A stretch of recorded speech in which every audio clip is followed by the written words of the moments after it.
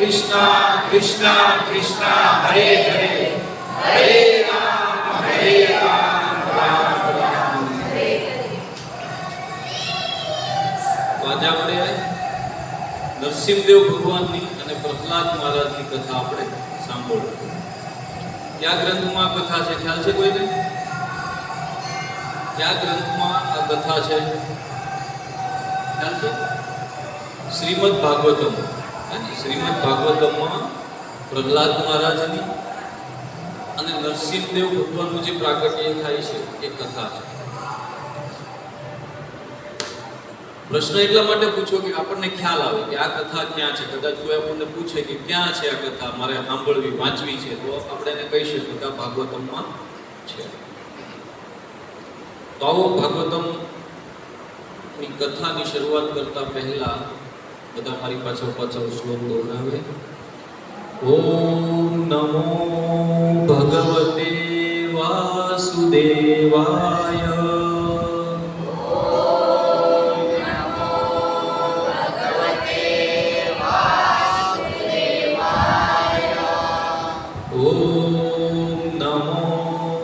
ભગવતે વાસુદેવાય.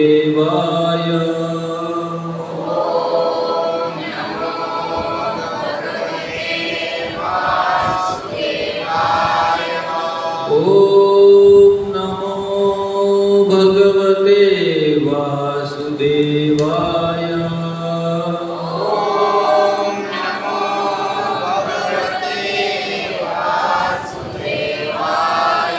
નારાયણં નમસ્કૃત્યં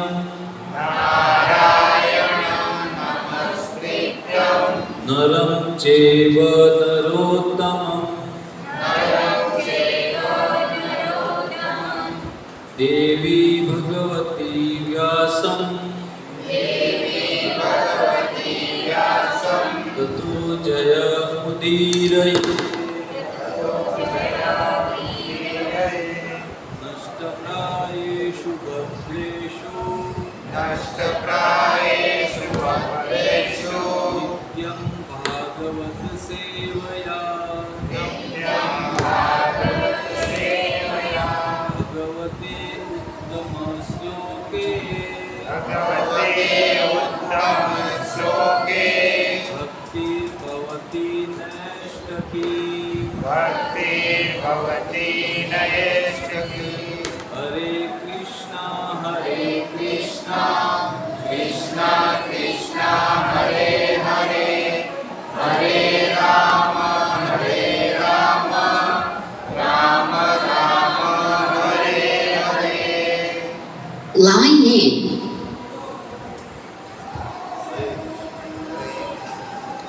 हरे कृष्ण.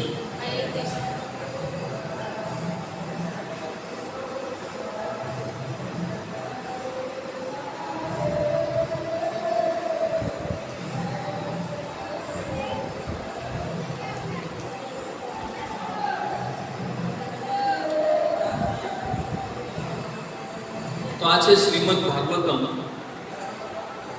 7મો સ્કંદ અને પહેલો અધ્યાય. 7મો સ્કંદ અને પહેલો અધ્યાય. ત્યાં નારદ અને યુધિષ્ઠિરનો સંવાદ ચાલી રહ્યો છે અને એ અંતર્ગત જય વિજયની કથા. જય વિજયને ઓળખીએ છીએ બધા. જય વિજય કોણ છે? ભગવાનના પાર્ષદો છે અને ભગવાનના ધામમાં એની શું સેવા છે? દ્વારપાલ, હે ને? ભગવાનના દ્વારપાલ છે બંને, જય અને વિજય. તો બન્યું એવું કે એક દિવસ બ્રહ્માના જે માનસ પુત્રો છે, સંકાદિક, ચતુષ્કુમાર, એ ત્રણેય લોકમાં પોતાની રીતે વિચરણ કરી રહ્યા છે અને વિચરણ કરતા કરતા ક્યાં જઈ ચડે છે? ભગવાનના લોકમાં, ભગવાનના ધામમાં જઈ ચડે છે. હવે આમ જોવા જઈએ તો આ તો બહુ જ મહાન છે અને બહુ જ શું કહેવાય,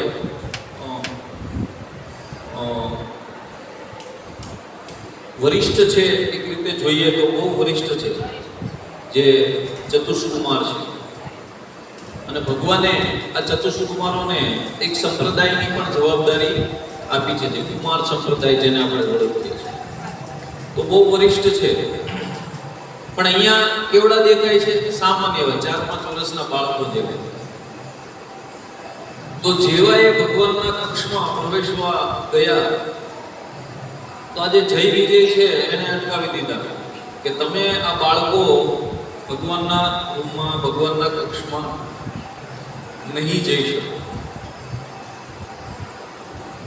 હવે આણે તો સાધારણ બાળકો સમજી લીધા, જય વિજય દ્વારપાળો, પણ હકીકતે આ સાધારણ બાળકો હતા નહીં. અને આ તેથી આ ક્રોધિત થઈ ગયા. કોણ? આ ચતુષ્કુમાર ક્રોધિત થઈ ગયા અને તેમણે આ ભગવાનના દ્વારપાળોને શું કહ્યું? શ્રાપ આપ્યો. શું શ્રાપ આપે છે? તો કહે છે કે અરે મૂર્ખાઓ, ભગવાન કૃષ્ણના નિત્ય સેવક હોવા છતાં તમે રજોગુણ અને તમોગુણી છો. ભગવાનના ચરણ કમળ કેવા છે? રજોગુણ અને તમોગુણથી રહિત છે. તો તમે ભગવાનના ચરણોની સેવા કરવા માટે યોગ્ય નથી, કારણ કે તમે અમને રોકી રહ્યા છો. કારણ કે બ્રાહ્મણ હતા, ચતુષ્કુમાર કેવા હતા? બ્રાહ્મણ હતા. અને ભગવાનને બહુ પ્રિય, બ્રાહ્મણો ભગવાનને બહુ જ પ્રિય. તો કહે છે કે તમે ભગવાનની સમીપ રહેવાને પણ પાત્ર નથી. એટલા માટે તમે સત્વરે અહીંયાથી પાપમય જે અસુરીઓની છે એમાં તમારું પતન થાય, એવો શ્રાપ આપ્યો કે અસુરીઓનીમાં તમે જન્મ લો. વિચાર કરો કે ક્યાં ભગવાનના નિત્ય પાર્ષદ, ભગવાનના ધામમાં ભગવાનની નિત્ય સેવા કરવા વાળા અનેક બ્રાહ્મણો, એક વૈષ્ણવનો અપરાધ થયો અને ક્યાં જવું પડ્યું? એને અસુરીઓ. પણ હવે શ્રાપ તો દેતા અપાઈ ગયો. આપણાથી પણ ઘણી વખત આવું બને ને કે ઉગ્રતામાં, ક્રોધમાં આપણે કંઈક ન કરવાનું કરી નાખીએ, કોઈને ભલું બુરું કહી દઈએ, એને કંઈક વસ્તુ તોડી નાખીએ, અને પછી જ્યારે આપણું ક્રોધનું શમન થાય છે તો તરત આપણને અહેસાસ થાય કે અમે ખોટું કર્યું. ક્રોધમાં આપણે બોલી નાખીએ છીએ, પણ જ્યારે શાંત થઈએ ને ત્યારે એની માફી માંગી શકતા નથી. માગીએ છીએ આપણી ભૂલ હોવા છતાં, આપણી ભૂલનો આપણને અહેસાસ થતો હોવા છતાં હકીકતે જે કરવા યોગ્ય છે એ આપણે કરતા નથી. આપણે માફી માંગી શકતા નથી, કારણ કે આપણને આપણો અહમ આડો આવે છે. પણ માફી માંગવામાં ક્યારે અહમ રાખવો જોઈએ? જો આપણને આપણી ભૂલ સમજાય હોય, પહેલા પ્રથમ તો આ પણ બહુ મોટી વાત છે કે મને મારી ભૂલ સમજાવી, અને પોતાની જાતે કે નહીં આ મારી ભૂલ હતી એટલું સમજાવવું ને, એ બહુ મહાન વસ્તુ છે. આમ જોવા જઈએ તો કળિયુગ, કારણ કે કળિયુગની અંદર આ યુગમાં ખાસ કરીને આ સમાજમાં આપણને એવું લાગે છે કે હું જે કરું છું ને એ જ સાચું છે, એ જ શ્રેષ્ઠ છે. પણ જો ક્યારેક આપણે આપણી જાતનું, આપણું આત્મવિશ્લેષણ કરીએ, આપણને પોતાને આપણે ચકાસીએ કે શું હું આ જે કરી રહ્યો છું એ રાઈટ છે કે રોંગ, તો આપણને ખ્યાલ આવશે કે નહીં આ સાચું છે કે ખોટું. અને માફી માગી લેવાથી કાંઈ આપણે નાના થઈ જવાના. ગુસ્સામાં જેમ આપણે ભૂલી ગયા, તો એમ પસ્તાવામાં આપણે માફી પણ માગી લેવી જોઈએ હજુ, હે ને, જો આપણને એવું લાગે તો.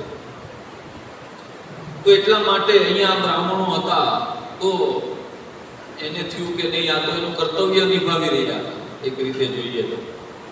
એને ભગવાને શું સોંપ્યું છે કે ભાઈ અંદર કોઈને આવવા દેવાના નહીં, તો એ તો એનું કર્તવ્ય નિભાવી રહ્યા, હે ને. અને અમે ખામખા એને શ્રાપ આપી દીધો. તો વળી પાછું શ્રાપનું નિવારણ પણ કરે છે કે કાંઈ નહીં, તમે ડરો નહીં,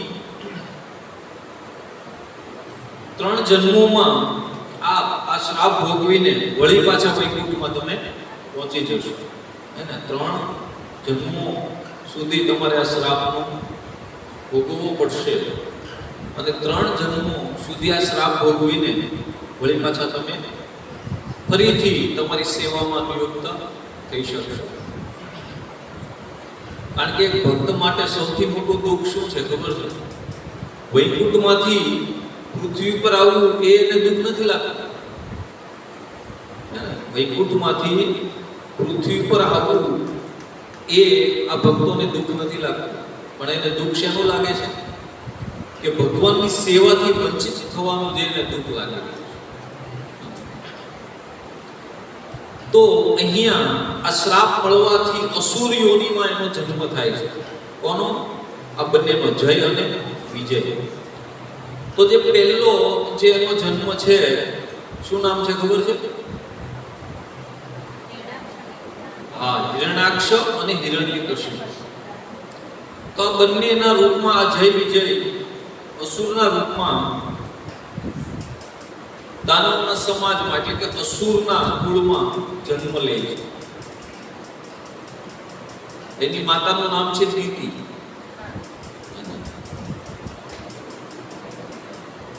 અને બીજા જન્મમાં શું બને છે? રાવણ અને કુંભકર્ણ. રાવણ અને કુંભકર્ણ. એની માતાનું નામ છે કેશિની, બીજું નામ છે કેકેસી. કેકેસી અને કેશી બંને નામ છે. તો એમના દ્વારા આ રાવણ અને કુંભકર્ણનો જન્મ થાય છે. અને ત્રીજો જન્મ શું છે?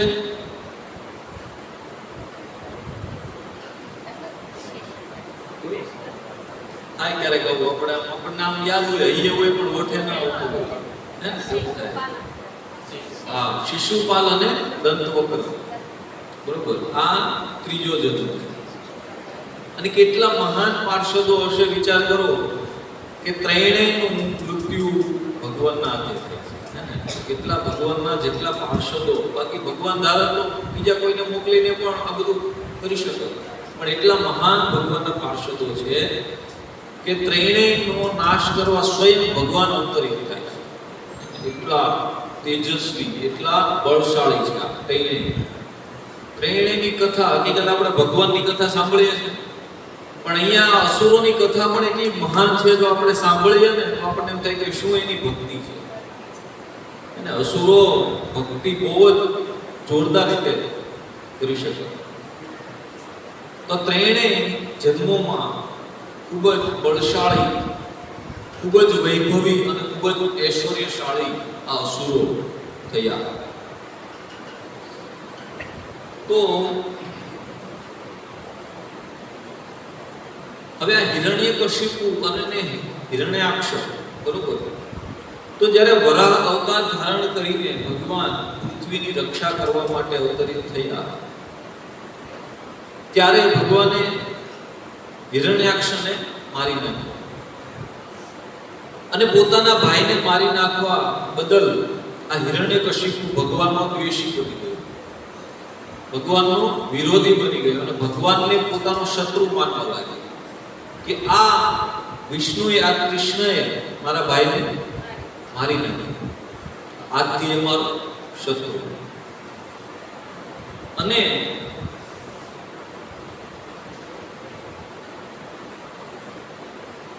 આ પોતાના ભાઈના મૃત્યુથી એકદમ ક્રોધિત થઈ ગયો. કોણ? હિરણ્યકશિપુ. એકદમ ક્રોધ ભભૂકી ઉઠી અને એકદમ ક્રોધના આવેશમાં એ કહેવા લાગ્યો કે અરે દૈત્યો અને દાનવો, તમે બધા મારી વાત સાંભળો. શું કહે છે? તમે બધા મારી વાત સાંભળો અને ત્યાર પછી હું જેમ કહું છું એમ કરો. કોને કહે છે? એના અનુયાયીઓ. દૈત્યો અને દાનવો જેટલા છે એના અનુયાયીઓ છે. શું કહે છે? કે તમે જાણો જ છો કે મારા શુદ્ર શત્રુઓએ વિષ્ણુ દ્વારા મારા પરમ અને પ્રિય મારા ભાઈને મરાવી નાખ્યો. શુદ્ર શત્રુઓ કોણ? કોને કહે છે ખબર છે? નહીં, શુદ્ર શત્રુઓ કોણ? એના દેવતાઓ. દાનવોના હંમેશા શત્રુઓ છે દેવતાઓ. તો કહે છે શુદ્ર શત્રુ. એકદમ નીચી ભાષામાં વાત કરે છે કે એકદમ અમારા શુદ્ર શત્રુઓ, એની શત્રુતા તો તમે જુઓ કે ભગવાન પક્ષપાતી નથી. ભગવાન દેવતાઓ અને દાનવોમાં અંતર કરતા નથી, પણ છતાં જોવા શૂદ્રોની ચાલ કે એને ભગવાનને પોતાના પક્ષમાં લઈને મારા ભાઈને અણાવી નાખ્યો. શું કહે છે? પોતાના અનુયાયીઓ વાત કરે છે. અને આ વિષ્ણુ પહેલા તો ઘણો શુદ્ધ અને નિષ્પક્ષ હતો. કોણ કહે છે? આ હિરણ્યકશિપુ. કે આ વિષ્ણુ પહેલા તો બહુ સારો હતો, એકદમ શુદ્ધ હતો, નિષ્પક્ષ હતો. પણ હવે માયાથી વરાહ રૂપ ધારણ કર્યું. તમે જુઓ, માયાથી એને વરાહનું રૂપ ધારણ કર્યું અને એ પોતાના સ્વભાવથી ચ્યુત થઈ ગયો. એટલે કે પોતાનો સ્વભાવ એને છોડી દીધો. વરાહનું રૂપ ધારણ એટલે કે વરાહ એટલે ખ્યાલ છે ને, ડુક્કર, સુવર. એને વિચાર કરો, ભગવાને સુવરનું પણ રૂપ લીધું. આપણે આવ્યું હોય તો કાઢી મૂકે ને, પણ ભગવાને બધી યોનિઓમાં, જળચર યોની, હે ને, ભગવાને મનુષ્ય અવતાર પણ ધારણ કર્યો, મત્સ્ય અવતાર ધારણ કર્યો, હે ને, કચ્છપ અવતાર ધારણ કર્યો, એમ વરાહ અવતાર પણ ધારણ કર્યો. તો આ બધા અવતાર પૂર્વ નિર્ધારિત છે. પહેલેથી જ આ બધું નિર્ધારિત છે કે ભગવાન આવો અવતાર લેશે. તો કહે છે કે વરાહ પણ, એને વરાહનો પણ અવતાર લીધો અને એ પોતાના સ્વભાવથી ચૂપ થઈ ગયો, એટલે પોતાના સ્વભાવથી વિચલિત થઈ ગયો. હવે તેનું ચિત્ત સ્થિર રહ્યું નથી. એટલા માટે હવે પોતાના શૂળથી તેનું ગળું કાપી નાખ્યું. કોનું ગળું કાપવાની વાત કરે છે? ભગવાન. અને લોહીની ધારા જે થાય એનાથી હું મારા રુધિર પ્રેમી જે ભાઈ છે, રાક્ષસોને શું ગમે? લોહી ગમે. અને એટલા માટે જે આ મેલી વિદ્યા, તંત્ર મંત્ર ને આ તે બધું કરે ને, એ બધા રાક્ષસો જ છે. એને પણ આ બધું રુધિર ને હાડકાં ને આવું બધું જુદું ગમે. એ લોકોના વિધિમાં બધું હોય છે. તો કે છે કે એનાથી હું મારા ભાઈનું તર્પણ કરીશ અને મારો ભાઈની જે આત્મા છે એ શાંત થશે. અને ઓટોમેટિક બીજું શું થશે? તો કે વિષ્ણુ નાશ પામશે તો શું થશે? તો કે આ દેવતાઓ છે ને, જેના બળે દેવતાઓ બળ કરી રહ્યા છે, જેના દ્વારા એ લોકોને પણ બળ મળતું બંધ થઈ જશે. અને આપણી જે આપણે આડે જે દેવતાઓ વારંવાર આવે છે એનો પણ નાશ થઈ જશે. જેવી રીતે ઝાડનું મૂળ સુકાઈ જાય તો શું થાય? કે એના પાંદડાઓ સુકાઈ જાય, એના ફળ સુકાઈ જાય, હે ને, એની ડાળીઓ સુકાઈ જાય અને ધીમે ધીમે આખું વૃક્ષ પડી જાય. તો એવી રીતે કે વિષ્ણુનો નાશ થશે ને, તો આપણા બધા દુશ્મનોનો પણ ઓટોમેટિક નાશ થઈ જશે. કારણ કે દેવતાઓને બળ આપવા વાળો વિષ્ણુ જ છે. દેવતાઓને જે વરદાન આપવાની શક્તિ, દેવતાઓને જે શ્રાપ આપવાની શક્તિ આ જ આપે છે. એટલે કે આ જ નહીં રહે ને વિષ્ણુ, કૃષ્ણ જ નહીં રહે તો પછી કાંઈ આપણે પ્રોબ્લેમ આવશે નહીં. તો એવી રીતે બહુ જ આદેશો આપે છે પોતાના અનુયાયીઓને, હે ને, અને કહે છે કે આ બધાનો, બ્રાહ્મણોનો નાશ કરી નાખો, ક્ષત્રિયોનો નાશ કરી નાખો, જે બ્રાહ્મણોની રક્ષા કરે છે. આ બ્રાહ્મણોનો નાશ કરી નાખો જે સમાજમાં ધર્મનું સ્થાપન કરે છે અને સમાજને ધાર્મિક બનાવે છે. અને આ ધાર્મિક સમાજ દ્વારા દેવી દેવતાઓને યજ્ઞો દ્વારા બળ મળે છે અને એ જ બળ દ્વારા આ દેવતાઓ આપણી પર ચડાઈ કરે છે. તો આ બધાનો નાશ કરી નાખો એવું આપે છે આદેશ. અને આવો આદેશ આપી અને હિરણ્યકશિપુ જે પોતાની માતાઓ, પોતાના ભાઈઓ, પોતાના પુત્રો જે કલ્પાંત કરી રહ્યા છે એમને પણ સાંત્વના આપે છે કે હિરણ્યાક્ષ માટે કોઈ પણ પ્રકારનો શોક કરવો જોઈએ નહીં. કારણ કે વીર પુરુષો તો એવું જ ઈચ્છે કે પોતાનું મૃત્યુ યુદ્ધ ભૂમિમાં થાય. અને હિરણ્યાક્ષ ક્યાં મૃત્યુ પામ્યો છે? ભગવાન સાથે યુદ્ધ કરતા કરતા. એટલે કહે છે કે આ વીરો માટે આવું જ મૃત્યુ શોભાયમાન છે. એને વીરોને કેવું મૃત્યુ શોભે? યુદ્ધ કરવું. કરતા કરતા લડે, મૃત્યુ પામે. અને આગળ કહે છે કે વાસ્તવમાં આત્મા તો શું છે? તો કે નિત્ય, અવિનાશી, શુદ્ધ અને સર્વગત અને સર્વજ્ઞ છે. આત્માનું બતાવે છે નોલેજ. એવું નથી દાનવો પાસે કઈ બુદ્ધિ નથી, કે એની પાસે શાસ્ત્રોનું જ્ઞાન નથી. એ બધા શાસ્ત્રોના જ્ઞાન હતા. એ અહીંયા કહે છે જે ભગવાન ભગવદ ગીતામાં જે વાત સમજાવી રહ્યા છે બીજા અધ્યાયમાં, એ અહીંયા આ દાનવ સમજાવી રહ્યો છે એના કુળના લોકોને, કે કોઈ શોક કરવાની જરૂર નથી. કારણ કે આત્મા અવિનાશી છે, નિત્ય છે, શાશ્વત છે. અને મૃત્યુ કોનું થયું છે? એના શરીરનું જ છે, એના આત્માનું મૃત્યુ થયું નથી. એટલા માટે તમારે એની માટે શોક કરવો જોઈએ નહીં. તો આવી રીતે પોતાની રાણીઓ, પોતાના માતા અને પોતાના પુત્રોને સાંત્વના આપે છે. અને આગળ કહે છે કે હવે હિરણ્યકશિપુએ એવો વિચાર કર્યો એના ભાઈનો બદલો લેવા માટે કે હું એક ઘોર તપ કરીશ, અને ઈ તપ દ્વારા હું શું કરીશ? શક્તિ પ્રાપ્ત કરીશ. શક્તિ એટલે કે વરદાન.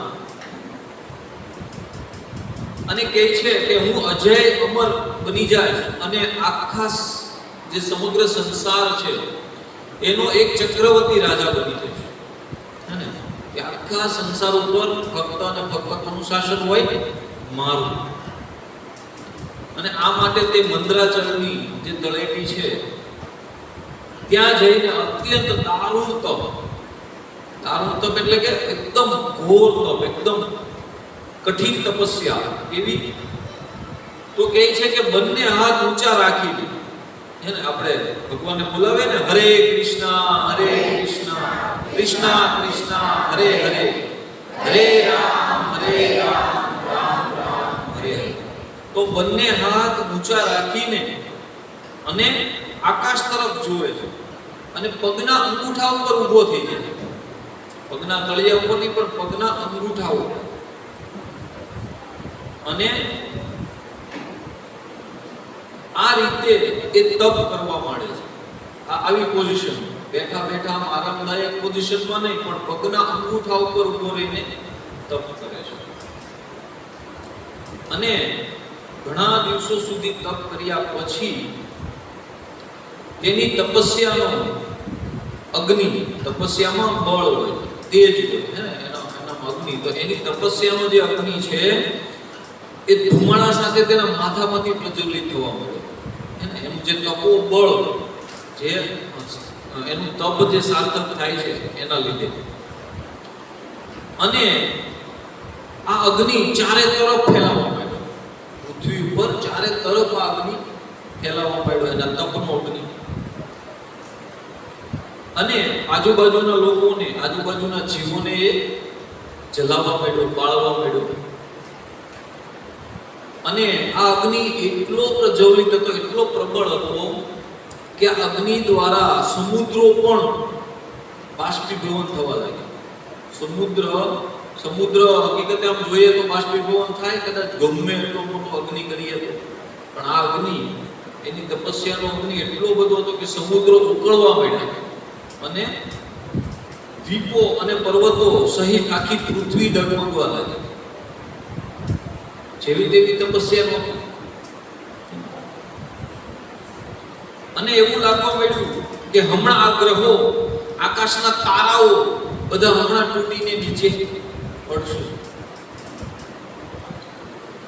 અને આવી રીતે 10 દિશાઓમાં આવી રીતે આ જે અગ્નિ છે એ ભભકવા લાગી. અને ત્યાં સુધી ખાલી પૃથ્વી સુધી સીમિત ન રહી. આ અગ્નિથી સ્વર્ગના દેવતાઓ પણ દાઝવા લાગ્યા. આ જે એની તપો અગ્નિ છે એનાથી સ્વર્ગના દેવતાઓ પણ બળવા લાગ્યા. અને શું કરે છે દેવતાઓ? ગભરાઈને જે એના ઉપરી અધિકારી એટલે કે બ્રહ્માજી, બધા દોડીને ગયા બ્રહ્માજી પાસે કે તમે આનું કંઈક કરો, અમે દાજી રહ્યા છીએ. અને કહે છે કે તમે સર્વ કંઈ જાણો જ છો, તો પણ અમે પોતાના તરફથી તમને જણાવી રહ્યા છીએ કે આ વ્યક્તિ કેવા આશયથી આવું ઘોર તપ કરી રહ્યો છે. તમે જરા જઈને જુઓ અને અમને આ અગ્નિના પ્રકોપથી બચાવો. તો દેવોએ જ્યારે બ્રહ્માજીને આ પ્રમાણે નિવેદન કર્યું, સ્તુતિ કરી, ત્યારે તેઓ ભૃગુ, દક્ષ વગેરે લોકોને, જે મોટા મોટા કહેવાય આ બધા ભૃગુ, દક્ષ, આ બધા જે વરિષ્ઠોને સાથે લઈ અને ક્યાં ગયું? હિરણ્યકશિપુ જે જગ્યાએ તપ કરતો હતો ત્યાં આ બધા ગયા બ્રહ્માજીની સાથે. અને ત્યાં જઈને જોયું કે અરે અહીંયા તો કોઈ નથી. આ તપ કેવું છે?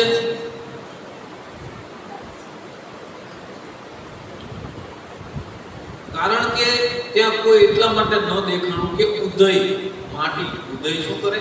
માટીનો રાફડો બનાવે. તો એ હિરણ્યકશિપુનું આખું શરીર ખાઈ ગયું, ઉદય અને કીડીઓ મકોડા, અને ત્યાં આખો માટીનો રાફડો થયો. અને વાદળાઓથી ઢંકાયેલા સૂર્ય જેવો પોતાના તપના તેજથી લોકોને તપાવી રહ્યો હતો, તેને જોઈને બ્રહ્માજી પણ વિસ્મિત થઈ ગયા કે ઓહો, આવું ઘોર તપ અને આવું ઘોર તપ. પણ પછી એને હસતા હસતા કહ્યું કે હે કશ્યપ સૂત્ર, હે કશ્યપ સુત હિરણ્યકશિપુ, ઉઠો, જાગો અને તમારું કલ્યાણ થાય એવો આશીર્વાદ આપ્યો. હવે તમારી તપસ્યા સિદ્ધ થઈ છે. હું તમને વરદાન આપવા આવ્યો છું. તમારી જે કઈ ઈચ્છા હોય તે નિસંકોચપણે મને કહો, પણ આ તપ બંધ કરો. શું કહે છે બ્રહ્માજી? તપ હવે સ્ટોપ કરો. હવે તમારું તપ સિદ્ધ થઈ ગયું અને હવે હું તમને આશીર્વાદ આપું છું. તમે માગો, તમારે શું જોઈએ છે? કારણ કે આવી કઠણ તપસ્યા પહેલા કોઈ ઋષિ મુનિઓએ કરી નથી. હે ને? મેં આવી તપસ્યા બ્રહ્માજી સ્વયં કહે છે. એટલે દાનવો તપસ્યા કરવામાં બહુ જ, રાવણ જ્યારે તપ કરતો ને, ભગવાન શિવજીની આરાધના કરતો, તો યજ્ઞોમાં પોતાના માથા કાપીને યજ્ઞો, હે ને, એટલું એકદમ મહાન બધા જે દાનવો છે, મહાન તપસ્વીઓ છે. તો કહે છે આગળ કે ભલા એવું તે કોણ છે કે જે દેવતાઓના 100 વર્ષ સુધી પાણી વિના જીવિત રહી શકે? પાણી વગર આ વ્યક્તિ જીવિત હોય. એટલા માટે હે દીદી નંદન, તમારું આ કામ મોટા મોટા ધીર પુરુષો માટે પણ દુષ્કર છે. તમારું જે આ તપ છે ને, તો મોટા મોટા ધીર પુરુષો પણ કરી શકતા નથી. આ પ્રમાણે કહીને બ્રહ્માજીએ હિરણ્યકશિપુનું જે કીડીઓથી ખવાઈ ગયેલું શરીર, અને કીડી અને ઉદયથી જે ખવાઈ ગયેલું શરીર હતું, એમના પર પોતાનું દિવ્ય કમંડળ ફેરવીને એમને વળી પાછું જેવું હતું એવું કરી આપ્યું, ને એનાથી પણ વધારે પ્રબળ શક્તિશાળી કરી દીધી. ફરીથી તે નવયુવાન થઈ ગયો. કોણ? હિરણ્યકશિપુ. અને પછી હાથ જોડીને નમ્ર ભાવે ઉભો રહ્યો અને બ્રહ્માજીની સ્તુતિ કરવા લાગ્યો. ગદગદ વાણી અને અશ્રુ ધારા વહી રહ્યા છે. કોના? હિરણ્યકશિપુના નેત્રોમાંથી. અને કહે છે સ્તુતિ કરતા કે હે પ્રભુ. કોને કહે છે? ઉદ્દેશ્યને બ્રહ્માજીને. કે હે પ્રભુ, આપ વરદાતાઓમાં આપ શ્રેષ્ઠ છો. વરદાતા એટલે કે વરદાન આપવામાં જે લોકો છે, જે વરદાન આપે છે, એમાં પણ તમે શ્રેષ્ઠ છો. આપ જો મને અભિષ્ટ વરદાન આપવા ઈચ્છો છો, તો મને એવું વરદાન આપો કે આપે સર્જેલા કોઈ પ્રાણી, કારણ કે આ બધી સૃષ્ટિનું સર્જન કોણ કર્યું છે? બ્રહ્માજી. પણ કોની શક્તિ દ્વારા? ભગવાન શ્રી કૃષ્ણની શક્તિ દ્વારા બ્રહ્માજીએ આખી સૃષ્ટિના બધા જીવોનું સર્જન કર્યું છે. આ બધી યોનિઓ 84 લાખ યોનિ કોણે બનાવી? બ્રહ્માજીએ બનાવી. બરોબર છે. તો કહે છે કે તમારો બનાવેલો છે ને કોઈ મને મારી શકવો જોઈએ નહીં. કાંઈ વાંધો નહીં.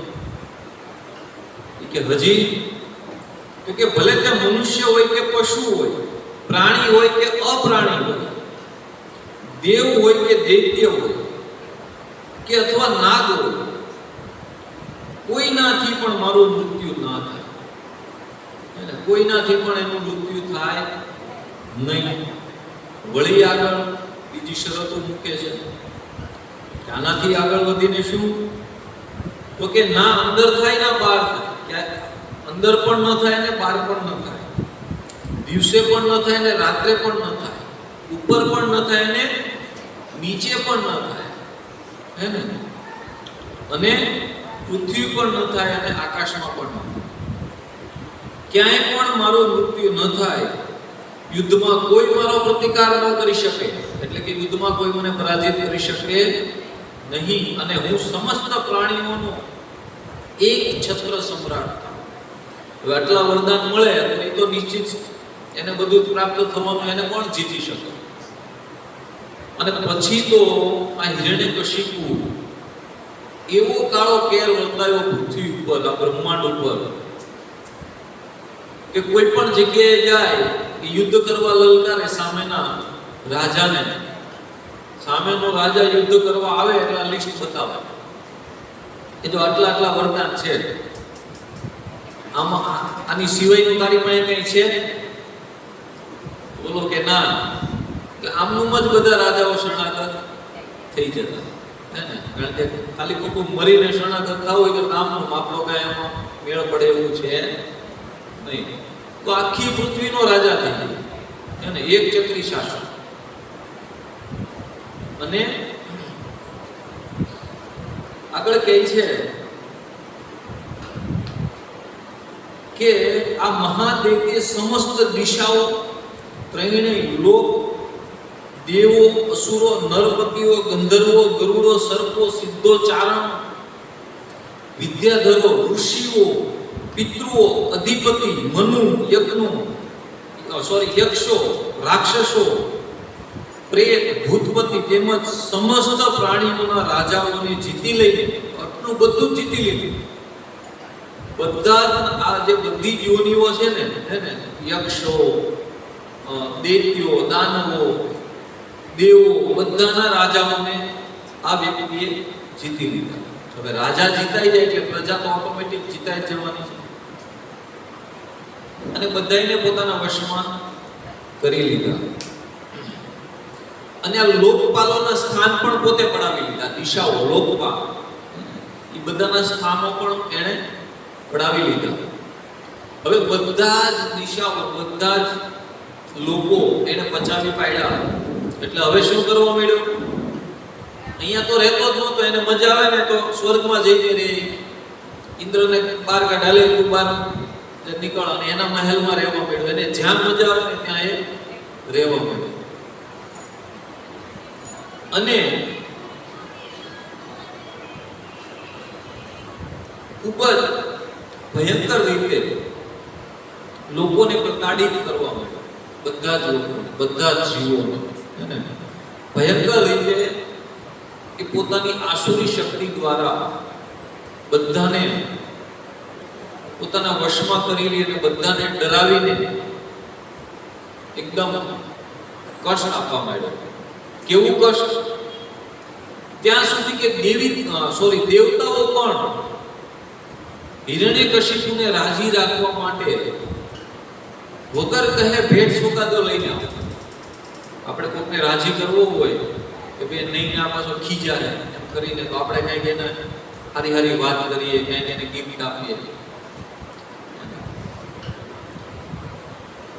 તો વરુણ છે ને, વરુણ વાયુદેવ, એ હિરણ્યકશિપુના ઘરમાં શું કરે છે? પંખો નાખવાનું કામ કરે છે અને કચરા પોતા મારવાનું કામ કરે. એ વાયુ દ્વારા બધું સાફ સફાઈ કરી નાખે. જ્યારે એની ઘરે રસોઈ બનાવવાની હોય ત્યારે અગ્નિદેવ એના ચૂલામાં જઈને સળગે છે પોતે, અગ્નિદેવ પોતે, અને એના ઘરની રસોઈ થાય છે.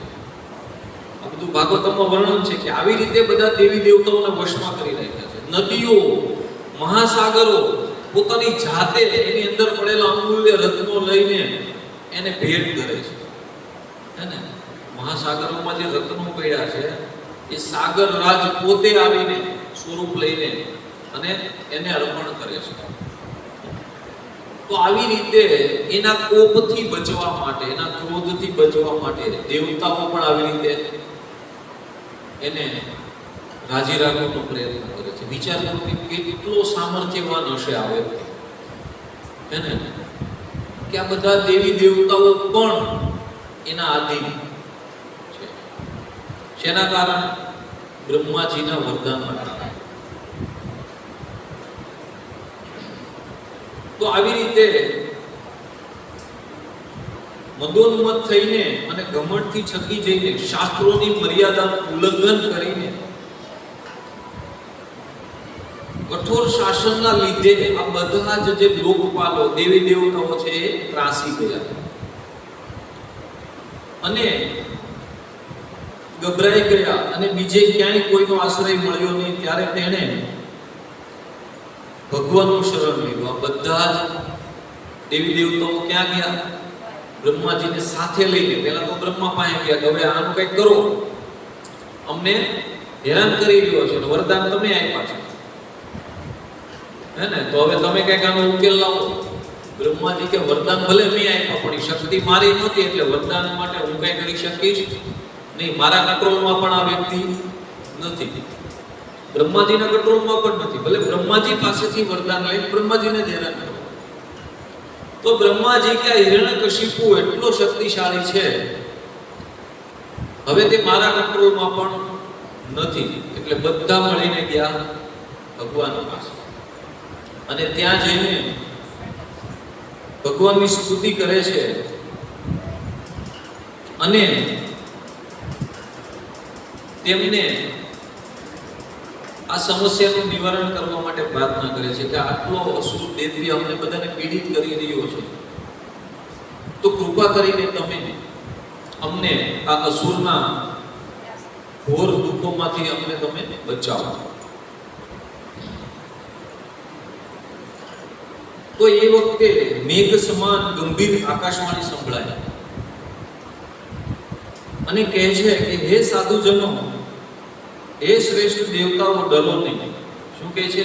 તમે ડરો નહીં,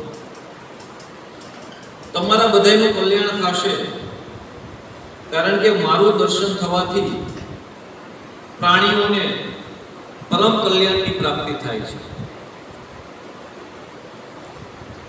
અને કહે છે કે અધમ વ્યક્તિની દુષ્ટતાને તો પહેલેથી જ જાણું છું. શું કહે છે? ભગવાન કહે છે કે આની દુષ્ટતાને તો પહેલેથી જાણું છું, હું તેને ખતમ કરી દઈશ, પણ હમણાં ક્યાં સુધી? તમે થોડા દિવસ રાહ જુઓ. શેની રાહ જુઓ? યોગ્ય સમય આવવાનો. ભગવાન ધારે તો તત્ક્ષણ તેનું મૃત્યુ કરી નાખે, પણ ભગવાન કહે છે કે યોગ્ય સમયની રાહ જુઓ. અને કહે છે કે જ્યારે કોઈ પણ વ્યક્તિ, જ્યારે દેવો, વેદ, ગાયો, બ્રાહ્મણો, સાધુઓ અને ધર્મ અને મારી સાથે દ્વેષ કરવા લાગે છે, ત્યારે તેનો સત્વરે વિનાશ થઈ જાય છે. ભગવાન કહે છે કોની સાથે દ્વેષ કરે છે? દેવો, હે ને? પછી વેદ એટલે કે શાસ્ત્રો, બ્રાહ્મણો, ગાય, સાધુઓ, ધર્મ અને ખુદ મારી સાથે જ્યારે કોઈ વ્યક્તિ દ્વેષ કરે છે, ત્યારે એનું મૃત્યુ નિશ્ચિત થઈ જાય છે. તો કહે છે કે તેનું અનિષ્ટ કરવા, હા, કે જ્યારે આ હિરણ્યકશિપુ પોતાના વેરભાવ રહિત, શાંત સ્વભાવ અને મહાત્મા એવા પોતાના પુત્ર પ્રહલાદ સાથે દ્રોહ કરશે અને તેનું અનિષ્ટ કરવાનો પ્રયાસ કરશે, ત્યારે ભલે આ ગમે એટલા વરદાન હોય, છતાં પણ હું તેનો નાશ કરી નાખીશ. કોણ કહે છે? આ ભગવાન. હવે જો સામાન્ય સમજ છે કે વરદાન કોણે આપ્યા હતા? બ્રહ્માજીએ. તો બ્રહ્માજીએ વરદાન આપ્યા હોય તો બ્રહ્માજી વળી પાછા લઈ પણ કે ને કે મારી વસ્તુ છે ભાઈ, લાવો. માની લો કે તમને આ ગ્રંથ વાંચવા આપ્યો હોય, ચાલો લઈ જાઓ વાંચવા, પણ પછી મારે જ્યારે જોતો હોય ત્યારે તમે નાનો પાડીએ કે નહીં નહીં હજી મારો પૂરો નથી થયો, મને નહીં ભાઈ મારે જોતો છે આપી દો પાછો, તો ત્યારે તમારે આપવું પડે કે નહીં, હે ને? તો એવી રીતે જો મારી વસ્તુ હોય તો હું માંગી શકું, પણ અહીંયા બ્રહ્માજી કઈ કરી શક્યા નહીં. કારણ કે વરદાન ભલે એને આપ્યા, પણ એ વરદાનની શક્તિ કોણે આપી છે? ભગવાને આપી. જેવી રીતે દરેક કંપનીમાં મુનિમોએ પગાર આપે, આપણને પૈસા કોણ આપે? શેઠ ડાયરેક્ટ નથી આપતા, પણ જે એનો જે મુનિમ હોય એ આપણને પૈસા આપે દર મહિને, હે ને? પણ હકીકતે મુનિમને પણ પૈસા કોણે આપ્યા? શેઠે આપ્યો. કાલે તો બધા કારીગરોનો પગાર કરી દે. તો એવી જ રીતે ભગવાને આ બધા દેવી દેવતાઓને શક્તિઓ આપી છે, હે ને? તો એટલા માટે અહીંયા ખુદ ભગવાન અવતરિત થશે. તો આ દેવરાજને જે હિરણ્યકશિપુ હતો ને, એને 4 પુત્રો હતા, અને એમાં સૌથી નાના પુત્રનું નામ હતું પ્રહલાદ. અને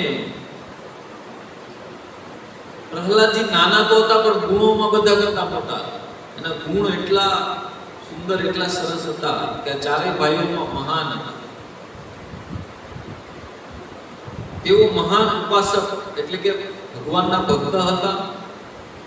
તેઓ બ્રાહ્મણ ભક્ત, સૌમ્ય સ્વભાવવાળા અને સત્ય પ્રતિજ્ઞ અને જીતેન્દ્રિય, પોતાની ઇન્દ્રિયોને જીતી લીધી હતી, વશમાં કરી રાખી.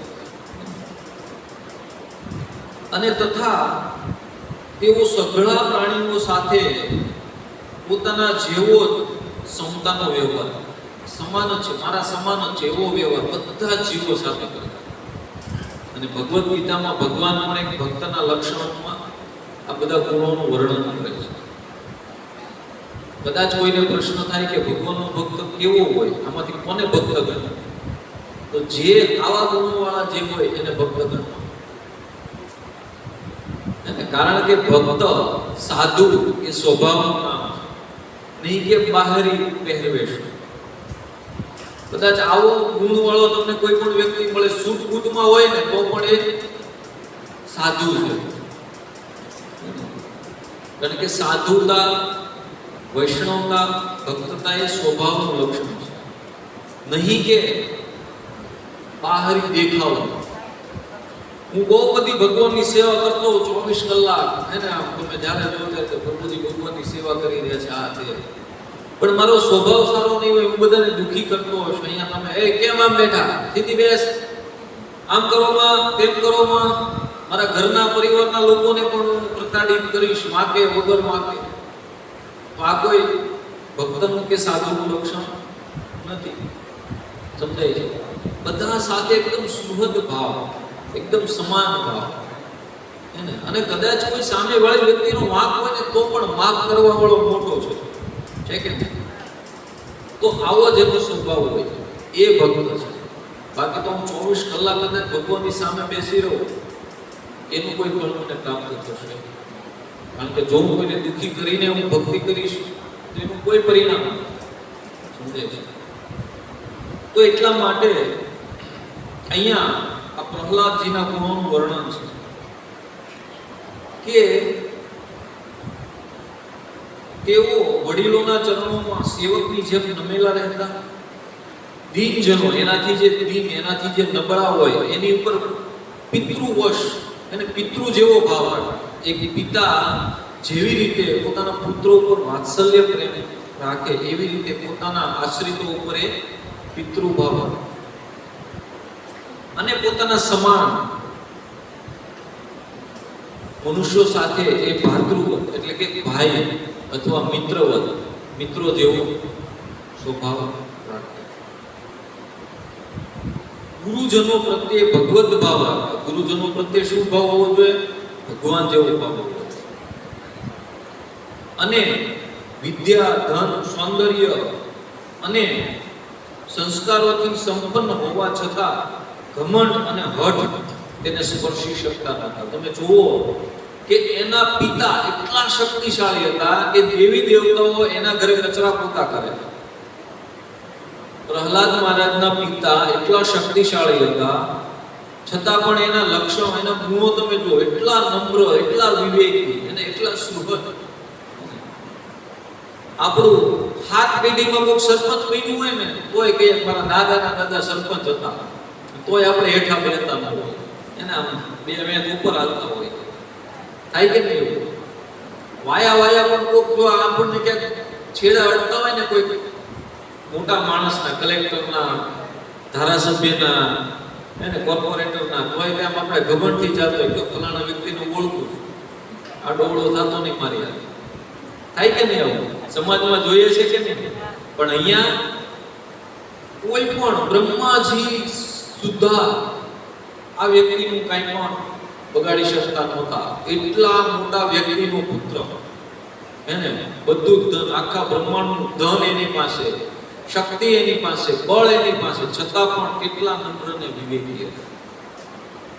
તો આપણે પણ આવા ભગવાનના જે ભક્તો છે એના ગુણો પોતાના જીવનમાં ઉતારવા, કારણ કે તો જ આપણે સુખી અને શાંત થઈ શકશું અને બીજાઓને પણ આપણે સુખી અને શાંત કરીશું. અને ભગવાન તો જ આપણી ભક્તિનો સ્વીકાર કરશે. આજે હું બહુ બધા લોકોને દુઃખી કરીને આ બધું કરીશ, એનો કોઈ મતલબ નહીં રહે. મારો પણ ટાઈમ વેસ્ટ છે અને બધાનો ટાઈમ વેસ્ટ છે. તો એટલા માટે આપણે પણ આવી બધી કથાઓ દ્વારા શું શીખવાનું છે? આ જ શીખવું, ભગવાનના ભક્તોના ગુણોને જ શીખવાનું. તો જેમ ભગવાનના ગુણ અનંત છે એવી રીતે પ્રહલાદજીના પણ ગુણો અનંત છે, ભગવાનના ભક્તો હોવાને નાતે. અને મોટા મોટા મહાત્માઓ પણ હંમેશા ભગવાનના ભક્તોનું, એટલે કે પ્રહલાદ મહારાજના ગુણોનું ગાન કરતા થાકતા નહોતા. તો પ્રહલાદ મહારાજ નાનકડા એવા હતા, એકદમ બાળક, પણ બાળપણમાં પણ એ શું કરતા હતા? અત્યારના બાળકો શું કરે? એક જ ક્રિયા. પહેલાના બાળકો, અમે જ્યારે બાળકો હતા ત્યારે બહુ બધી ક્રિયા હતી, એને ક્રિકેટ રમવું, લખોટી રમવું અને આઉટડોર ઇન્ડોર બહુ બધું હતું. પણ અત્યારના બાળકો એક જ ક્રિયા કરે. શું કરે? મોબાઈલ. એને મોબાઈલ જોવે, બસ એક જ ક્રિયા. પણ અહીંયા પ્રહલાદ મહારાજ શું કરતા હતા? તો પ્રહલાદ મહારાજ બાળપણમાં જ રમત ગમત છોડીને ભગવાનના ધ્યાનમાં એકાગ્ર થતા. એને રમત ગમતમાં એને રુચિ જ નહોતી. ભગવાનના ધ્યાનમાં, એને ભગવાનના નામમાં એક લીન થઈ જતા, તલ્લીન થઈ જતા. રમવા જાય ને તો પણ કઈક વસ્તુ જોઈ જાય, માની લો પર્વત જોઈ જાય તો એમાં પણ પોતાના ઈશ્વરને જોઈને કે આ મારા ઈશ્વરે કેટલી સરસ રચના કરી, અને એવું વિચારીને એકદમ તલ્લીન થઈ જાય. હે ને, કઈ નદી જોવે તો કે આ મારા ઈશ્વરની કેટલી કૃપા, કેટલી આ એકદમ સરસ આ નદી, ઝરણાઓ મારા ભગવાને પેલું કર્યું છે. તો આવી રીતે કઈ પણ જોઈ જાય તો એમાં ઈશ્વરની રચના, હે ને, અને ઈશ્વરને નિહાળતા હતા, ભગવાનને નિહાળતા હતા. અને તેમને સંસારનું કોઈ શાન ભાન હતું નહીં. હાલતા ચાલતા વાતો કરતી વખતે પણ કોઈ પણ બાબતનું એને બિલકુલ ધ્યાન રહેતું નહીં. બધું ધ્યાન ક્યાં કેન્દ્રિત થતું? ભગવાનમાં. કઈ પણ વાત કરતા હોય તો તરત એકદમ ધ્યાન ભગવાનમાં લાગી જાય. તો એ વાત ક્યાં ડાયવર્ટ થઈ જાય? સીધી ભગવાનના ઓલામાં, હે ને, ભગવાનની કથામાં ડાયવર્ટ થઈ જાય. ક્યારેક ભગવાન મને છોડીને જતા રહ્યા, ભગવાન મને છોડીને જતા રહ્યા, આમ કરીને વિહવળ બનીને રડવા માંડે, હે ને, કે તમે ક્યાં મને છોડી જતા રહ્યા? કેટલું ભગવાનનું સાનિધ્ય અનુભવતા હશે. અને જોરથી રડવા લાગ્યા. તો ક્યારેક વળી મનોમન તેમને પોતાની સામે જ ઉભેલા જોઈને આનંદમાં આવીને નાચવા લાગ્યા, કે તમે આવી ગયા કરીને નાચવા લાગ્યા આનંદમાં આવી. તો ક્યારેક તેઓ ઉત્સુક બની જઈ અને બેસુરું કલ્પાંત કરતા, અને ક્યારેક લોકલાજ છોડીને પ્રેમમાં ઉન્મત્ત થઈ અને નાચવા મળે. એને શું કરતા કે નાચવા ગાવા પડતા. હરે કૃષ્ણ કૃષ્ણ કૃષ્ણ હરે હરે, હરે રામ રામ રામ હરે. તો આવી રીતે આ બાળક પ્રહલાદની એક્ટિવિટી હતી. પ્રહલાદજી ભગવાનના પરમ પ્રેમી ભક્ત અને પરમ ભાગ્યવાન અને ઉચ્ચ કોટીના મહાત્મા હતા. અને હિરણ્યકશિપુ આવા સાધુ પુત્રને પણ અપરાધી જણાવી અને તેમનું અનિષ્ટ કરવાની કોશિશ કરવા લાગ્યા. શા માટે એને અપરાધી ગણાવતા હતા ખબર છે? હિરણ્યકશિપુને આ પ્રહલાદ શા માટે અપરાધી લાગતો? ખ્યાલ છે? પાછળ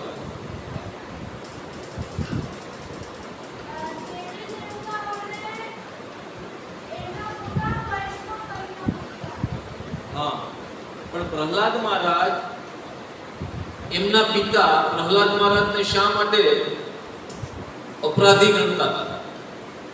હિરણ્યકશિપુ છે એ પ્રહલાદ મહારાજને શા માટે અપરાધી ગણતો હતો? એવો તો પ્રહલાદ મહારાજ શું અપરાધ કરતા હતા હિરણ્યકશિપુ?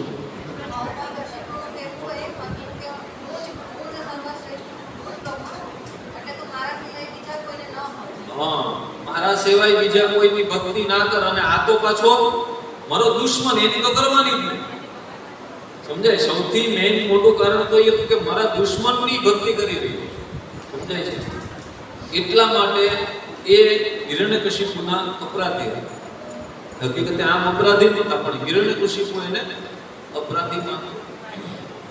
તો હવે આપણને એક સવાલ થાય કે આખું અસુર કુળ છે, એમાં ભક્ત પ્રહલાદ કઈ રીતે આવી છે? થાય કે નહીં? તો કેમ પૂછતા નથી? આવી રીતે પ્રશ્ન થાય તો પૂછતા કેમ નથી કે ભાઈ આ એક અસુર કુળ છે, આટલા બધા અસુરી લોકો છે પહેલેથી છેલ્લે સુધી, અને એમાં એક આ ભક્ત કેમ આવ્યો એ કુળમાં? તો આ છે ગર્ભ સંસ્કાર. અને એ ગર્ભ સંસ્કાર કેવો? ભગવાનનું નામ. ખાસ કરીને ગર્ભ સંસ્કાર તો ઠીક છે, પણ આ ભગવાનના નામની મહિમા છે. જ્યારે ગર્ભધાન સંસ્કાર કરવાનો હતો એ પહેલા કયા જોઈએ? બળજબરીપૂર્વક, યુક્તિપૂર્વક હિરણ્યકશિપુ પાસે ભગવાનનું નામ લેવડાવ્યું. હે ને? કઈ રીતે? તો એક વખત હિરણ્યકશિપુએ નક્કી કર્યું કે હજી મારે બળની પ્રાપ્તિ કરવી છે. તો શું કર્યું એને? તો કે હું તપ કરવા જાઉં. એની વાઈફને એટલે કે શું કહે, પ્રહલાદની માતા કયાદુને કહે છે કે હવે હું તપ કરવા જંગલમાં જાઉં. બરોબર છે, એમ કરીને ચાલ્યો ગયો, પણ થોડા સમયમાં જ પાછો આવ્યો. તો કયાદુ કે તમે તો તપ કરવા ગયા, તમે કેમ વળી પાછા આવ્યા? કઈ ભૂલાઈ ગયું કે? આપણે હોય તો શું કે ઘરવાળી હું ભૂલી ગયા, ટિફિન ભૂલી ગયા. તો અહીંયા કે શું થયું, કેમ તમે તરત પાછા આવ્યા? તો કહે છે હું તપ કરવા ગયો, પણ ત્યાં મને કઈ મજા આવી નહીં. કે કેમ? તો કે ન્યાય એક પક્ષી છે ને મારા દુશ્મનનું નામ બોલ્યું. કે હું વાત કરું? કે હા પક્ષી નામ બોલતું હતું. કે હા હોય જ નહીં. કે હું નામ બોલતું હતું? કે મારા દુશ્મનનું. પણ કે હું નામ બોલતું હતું, કઈક તો નામ હશે ને, કે નારાયણ નારાયણ બોલતું, નારાયણ બોલ્યું. કે હું બોલતો હતો કે નારાયણ નારાયણ બોલતું હતું. કે પણ પક્ષી નો બોલી શકે. કે તમને કે કઈક સાંભળવો ફેર થયો છે? કે ના ના, કે મેં મારા કાને સાંભળ્યું, હું બોલતો હતો કે નારાયણ નારાયણ બોલતો. આવી રીતે યુક્તિપૂર્વક અમુક વખત એને ભગવાનનું નામ બોલાવ્યું અને પછી એને ગર્ભધાન કર્યું. તો આ ભગવાનના નામની મહિમા છે. એમના ઘરમાં, એના કુળમાં આ એક ભગવાનનો ભક્ત એવા પ્રહલાદ મહારાજનો જન્મ થયો. તો હવે અહીંયા પ્રહલાદ મહારાજને આ હિરણ્યકશિપુએ દૈત્યોની સ્કૂલ હે ને, દાનવોની જે રાક્ષસોની જે પાઠશાળા છે ત્યાં ભણવા મોકલ્યો. તો ત્યાં શું શીખવાડે? આતંકવાદના કેમ્પમાં જે તો શું શીખવાડે? બંદૂક કેમ ચલાવવી, બોમ્બ કેમ બનાવવા, બોમ્બનો ઘા કેવી રીતે કરવો, આવું બધું ત્યાં શીખવે. તો અહીંયા પણ એની જ હતી, રાક્ષસોની પાઠશાળા હતી. તો શું શીખવવામાં આવતું? બ્રાહ્મણોને કેમ હેરાન કરવા, બ્રાહ્મણોના યજ્ઞો કેવી રીતે અટકાવવા, આવી બધી વિધિઓ શીખવવામાં આવતી. તો આ દૈત્યોએ ભગવાન શંકરાચાર્યને પોતાના પુરોહિત બનાવ્યા. હે ને, શંકરાચાર્ય હતા ને એ દાનવોના ગુરુ અને દેવતાઓના ગુરુ બૃહસ્પતિ. બૃહસ્પતિ છે એ દેવતાઓના ગુરુ.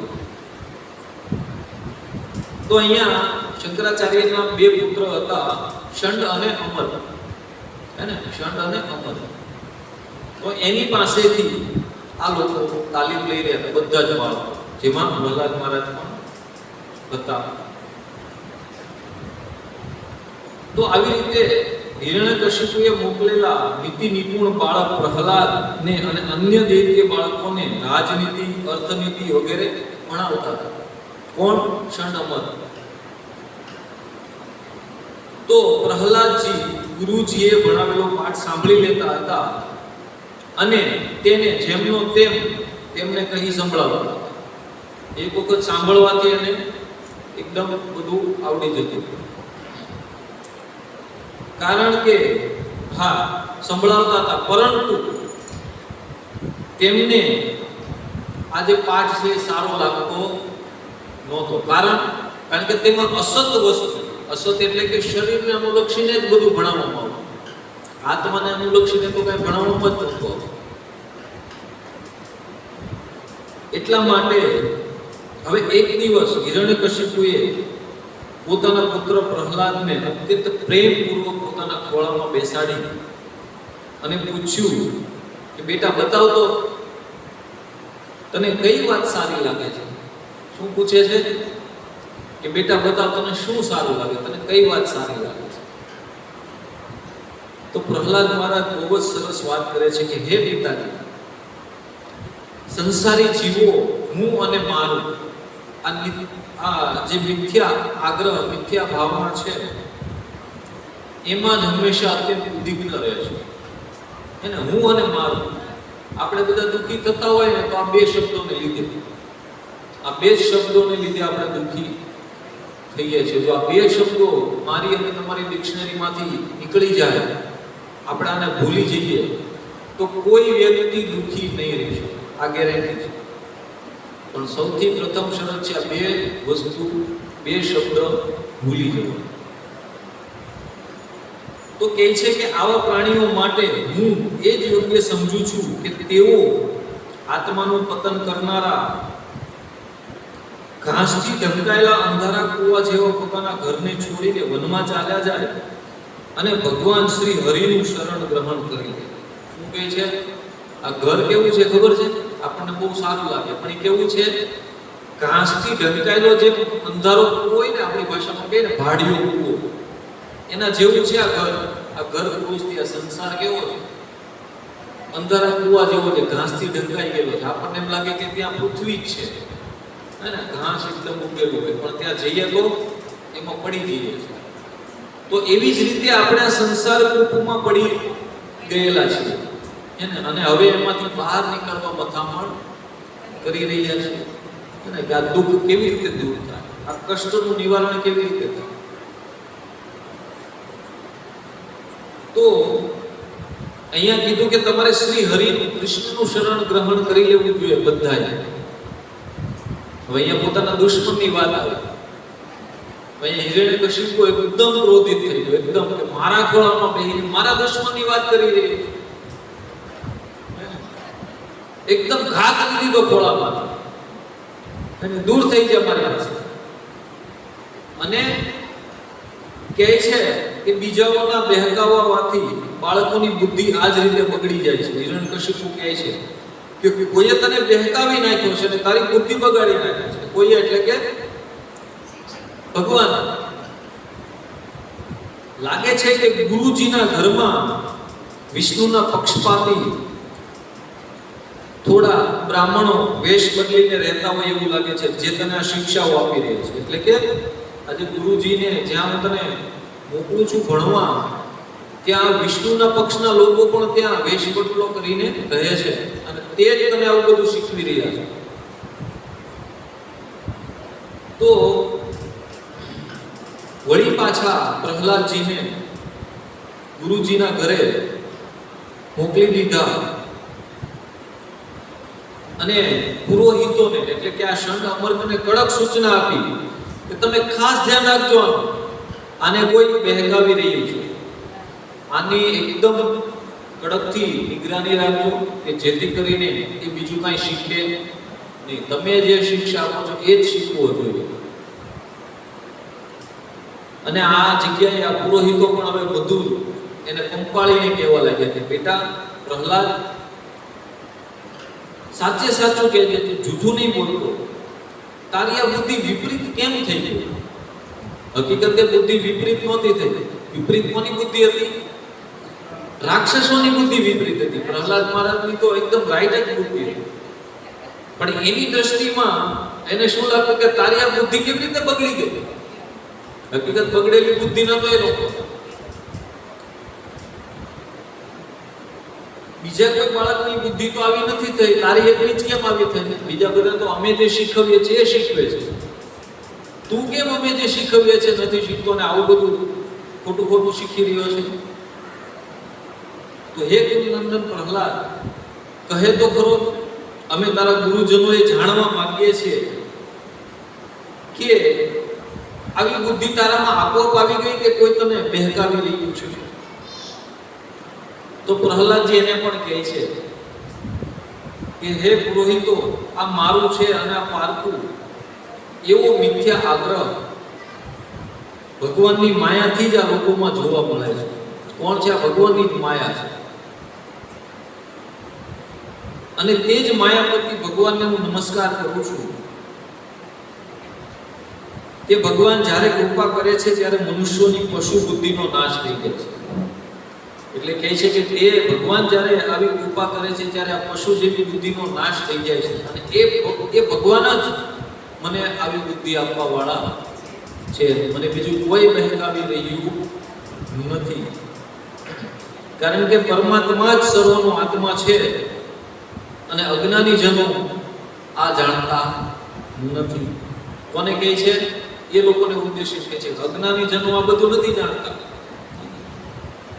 અને બસ તે જ પરમાત્મા તમારા શબ્દોમાં જો કહું તો મારી બુદ્ધિ બગાડી દીધી છે. કોણ કહે છે? પ્રહલાદ કે આ જ પરમાત્મા તમારા કહેવા પ્રમાણે જો તમે આને બગડેલી બુદ્ધિ ગણતા હો તો આ જ પરમાત્મા મારી બુદ્ધિ બગાડી રહ્યા છે. કારણ કે હે ગુરુજી, જેમ ચુંબકની પાસે લોઢું પોતે જ ખેંચાઈને આવે છે તેવી જ રીતે ભગવાનની જે ઈચ્છા શક્તિથી મારું ચિત્ત પણ સંસારથી અલગ થઈ અને તેમની તરફ આપમેળે ઘસી જાય છે. શું કહે છે? ઉદાહરણ આપે છે કે જેમ ચુંબકની તરફ લોઢું ઓટોમેટિક ખેંચાઈને આવે છે તેવી જ રીતે આ ભગવાન તરફ મન ઓટોમેટિક ખેંચાઈ રહ્યું છે. અને આવી રીતે પરમ જ્ઞાની પ્રહલાદજી પોતાના ગુરુજીને આટલું કહીને ચૂપ થઈ ગયા. હવે અહીંયા ગુરુને ડર લાગવો પડ્યો કે પ્રહલાદજી તો આવું શીખવાનું બંધ કરતા જ નથી અને અહીંયા હિરણ્યકશિપુને જ્યારે જાણ થશે ત્યારે અમારું આવી ગયું છે. હે ને? એટલે હવે સામ દામ દંડ બધું વાગ્યું. હવે કે તને દંડ આપવામાં આવશે, એટલે કે સોટીથી મારવામાં આવશે. પહેલા તને આ કંપા કરી, બેટા બેટા કર્યું, સમજાવવાનો પ્રયાસ કર્યો, બધી રીતે તને સમજાવી જોઈએ, પણ હવે તું સમજીશ નહીં.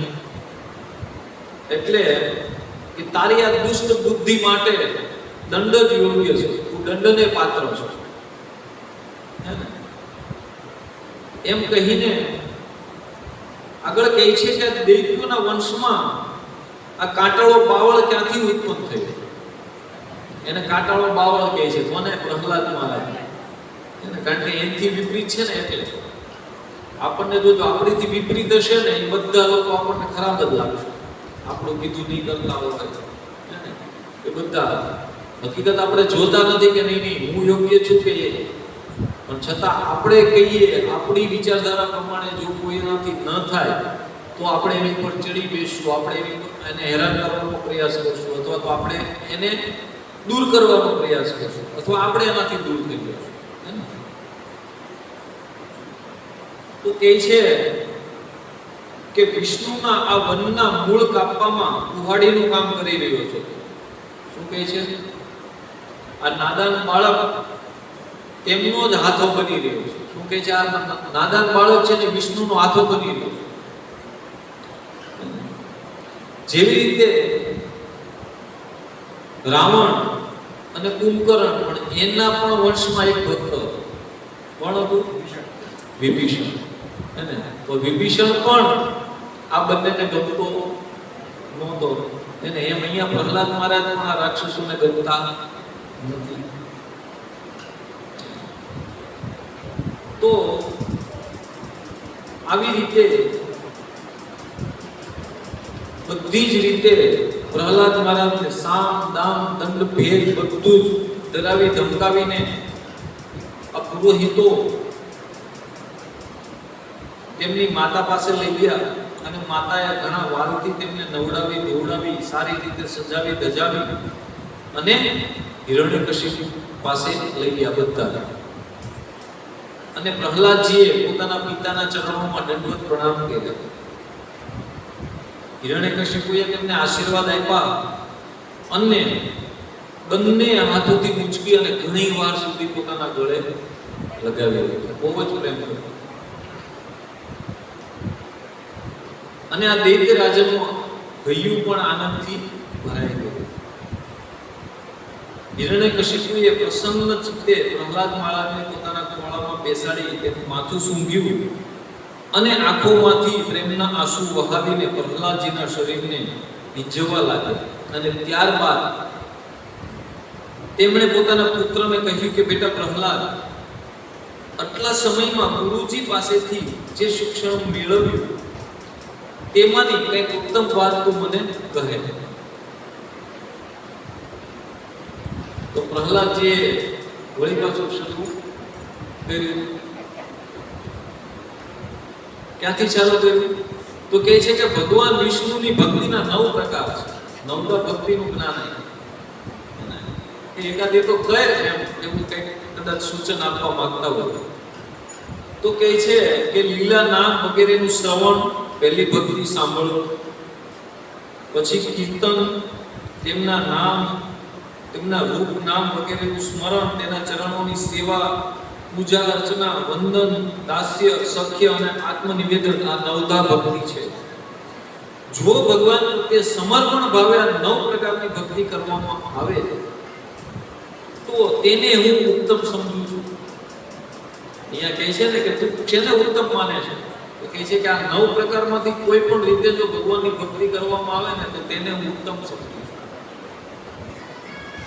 અને પ્રહલાદજીના આવા વચનો સાંભળીને ક્રોધના લીધે હિરણ્યકશિપુના હોઠ ધ્રુજવા લાગે. એકદમ ક્રોધમાં વ્યક્તિ આવે ને તો લાલ ચોળ થઈ જાય અને આમાં કાપવા મળે એનું શરીર.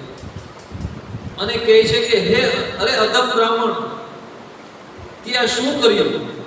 મને કહે છે પુરોહિતોને કે હે દુર્બુદ્ધિ, ત્યાં મારા સંતાનને આવું શિક્ષણ આપ્યું. આ બાળકને કેવું સાર વિનાનું શિક્ષણ આપ્યું. ચોક્કસ તું અમારા શત્રુનો પક્ષપાતી છો. કોને કહે છે? આને કે ચોક્કસ તું અમારા શત્રુના પક્ષનો છો. એટલા માટે જ ત્યાં મારા બાળકને આવું જ્ઞાન આપ્યું છે, મારાથી વિરુદ્ધનું. અને સંસારમાં એવા દુષ્ટોની કમી નથી કે જેઓ મિત્રતાના વેશમાં છાનામાના શત્રુનું કામ કરે છે. કોને કહે છે? એના પુરોહિતોને.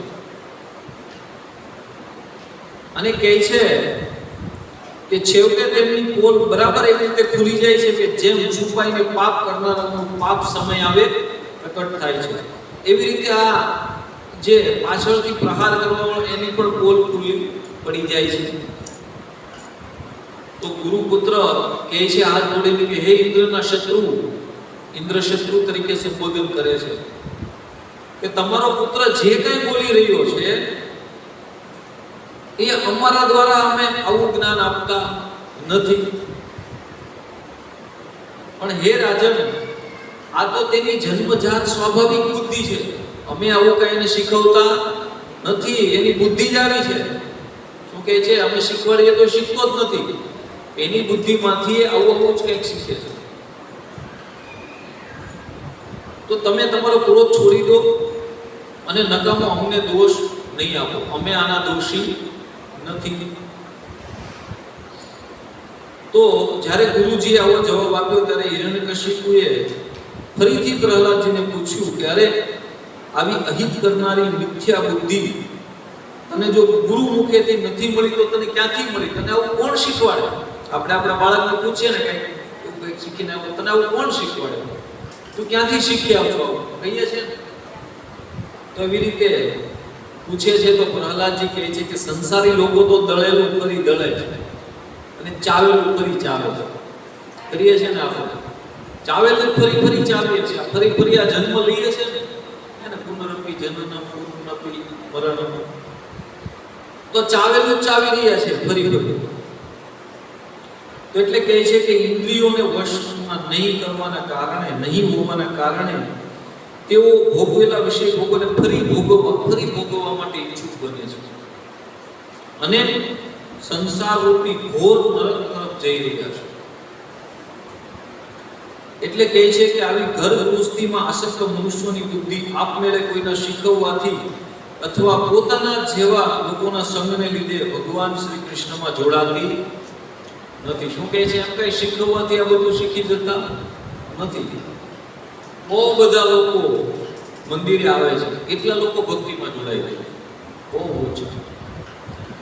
કે જેને કંઈક ભગવત ચેતનાનો, જેના અંતરમાં કઈ વિકાસ થયો છે, એ લોકો ભક્તિમાં આકર્ષિત થાય છે. તો કહે છે કે જેમની બુદ્ધિ ભગવાનના ચરણ કમળોને સ્પર્શ કરી લે છે તેમનો જન્મ મરણ રૂપ અનર્થનો સર્વથા નાશ થઈ જાય. એટલે પછી એને જન્મ મૃત્યુના ચક્રમાં આવવું પડશે નહીં. આટલું કહીને પ્રહલાદ મહારાજ ચૂપ થઈ ગયા અને ક્રોધના આવેશમાં આંધળા થયેલા હિરણ્યકશિપુએ પોતાના ખોળામાંથી ઉંચકીને એનો ઘા કરી દીધો એકદમ. અને રોષને લીધે તેની આંખો લાલ થઈ ગઈ અને બોલ્યો કે દૈત્યો, આને અહીંથી બહાર લઈ જાઓ અને એને તરત જ મારી નાખો. શું કહે છે?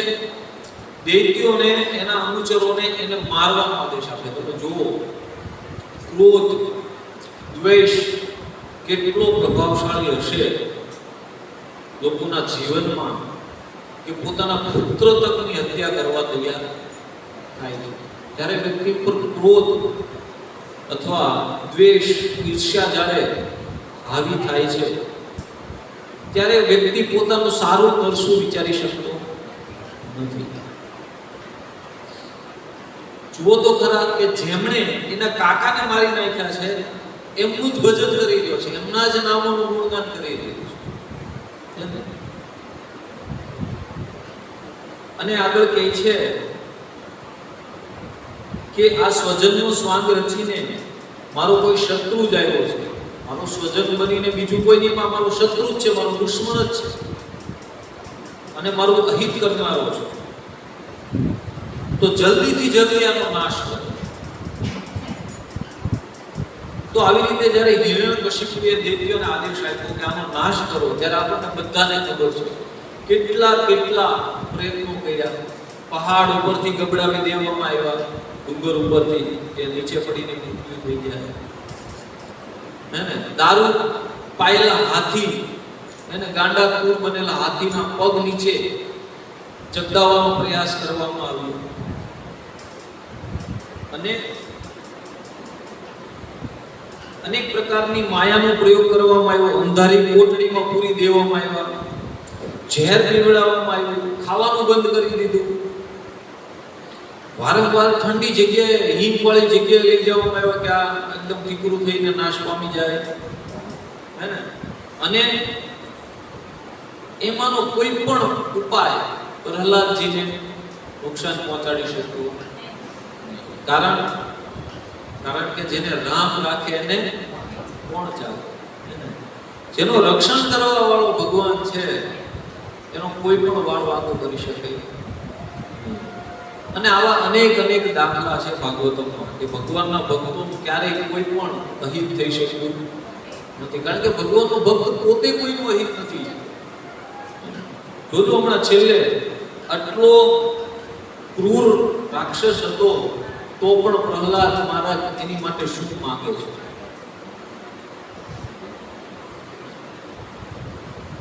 ટાઈમ થઈ ગયો છે તો સ્પીડમાં લેવું છે કે નેક્સ્ટ ટાઈમ લેવું છે? શું કહો? સ્પીડમાં કેમ કરવું છે? ઓકે, થોડીક જ કથા છે, થોડું સ્પીડમાં, એટલે સ્પીડમાં પણ નહીં પણ થોડીક જ કથા છે. હવે એકદમ ભગવાનનો જન્મ એકદમ નજીક જ છે તો ચાલો સ્પીડમાં નહીં, ધીમે ધીમે જોઈએ, થોડો 2-5 મિનિટ વધશે આ તમારી. ઓકે, તો કે છે કે પ્રહલાદ મહારાજને મારી નાખવાનો અન્ય કોઈ વિકલ્પ દેખાતો નથી. બધા જ પ્રયાસો કરી લીધા, બધા હે ને, બધી જ રીતે મૃત્યુની જેટલી રીતો હતી ને ગૂગલ ઉપર સર્ચ કરીને બધો પ્રયાસો કરી લીધા, એમ કહીએ તો પણ ચાલે.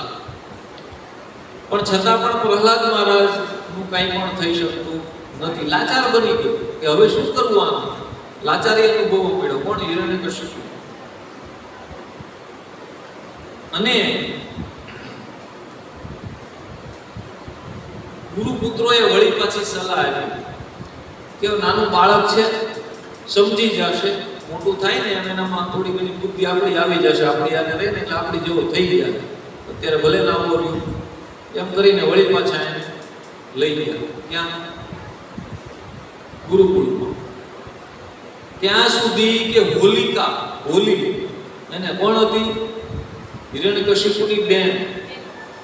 હોલીને એવું વરદાન હતું કે કોઈ પણ અગ્નિ તને જલાવી શકશે નહીં. તો એ પણ પ્રયાસ કરી લીધો કે હોલીની ગોદમાં બેસાડીને નીચે, એટલે મીન્સ કે અગ્નિ પ્રજ્વલિત કર્યો કે હોલી ન બળે પણ આ પ્રહલાદ મહારાજ બળીને ભસ્મ થઈ જાય. પણ અહીંયા હોલીનું દહન થઈ ગયું, હોલિકા દહન થઈ ગયું, પણ પ્રહલાદ મહારાજને એની આંચ પણ આવી નહીં. તો વળી પાછા આવે છે ગુરુકુળમાં. અને એક સમયે જ્યારે આ બધા પુરોહિતો, ટીચરો જ્યારે હાજર નથી ત્યારે વળી પાછા બધા બાળકોને ભેગા કર્યા, એના સહપાઠીઓને. અને શું કર્યું? ભગવાનના નામનું કીર્તન અને ભગવાનના ગુણોનું ગાન કરવા માંડ્યા. અને આ બધા બાળકોને કહેવા માંડ્યા. શું કહે છે? તો બહુ જ પ્રસિદ્ધ શ્લોક છે. કૌમાર આચરેત ભાગ્યો ધર્માન ભાગવતાનિહ દુર્લભમ માનુષમ જન્મ તદપ્ય ધ્રુવમ પદર્થનમ. શું કહે છે? પ્રહલાદ મહારાજ કહે છે કે મિત્રો, આ સંસારમાં મનુષ્ય જન્મ અત્યંત દુર્લભ છે. શું છે? આ મનુષ્ય જન્મ આમનો નથી મળ્યો, પણ આપણે આપણા મનુષ્ય જન્મને પુત્રા બિલાડાની જેમ જ વેસ્ટ કરી દઈએ છીએ. પણ અહીંયા પ્રહલાદ મહારાજ કહે છે મનુષ્ય જન્મ અતિ દુર્લભ છે. એના દ્વારા જ અવિનાશી પરમાત્માની પ્રાપ્તિ થઈ શકે. બીજી કોઈ યોનિમાં ભગવાનની પ્રાપ્તિ થશે નહીં. પણ એક મનુષ્ય જન્મ જેવો છે એના દ્વારા જ ભગવાનની પ્રાપ્તિ કરી શકાશે. એટલા માટે દુર્લભ છે. પરંતુ ખબર નહીં ક્યારે એનો અંત આવી જાય. કોઈને ખબર છે આ શરીરનો અંત ક્યારે આવશે? ખ્યાલ છે કોઈ? કે નહીં, હમણાં તો આપણે મરવાના જ નથી. છે કોઈ પાસે લાસ્ટ ડેટ? નથી, કોઈનું નથી.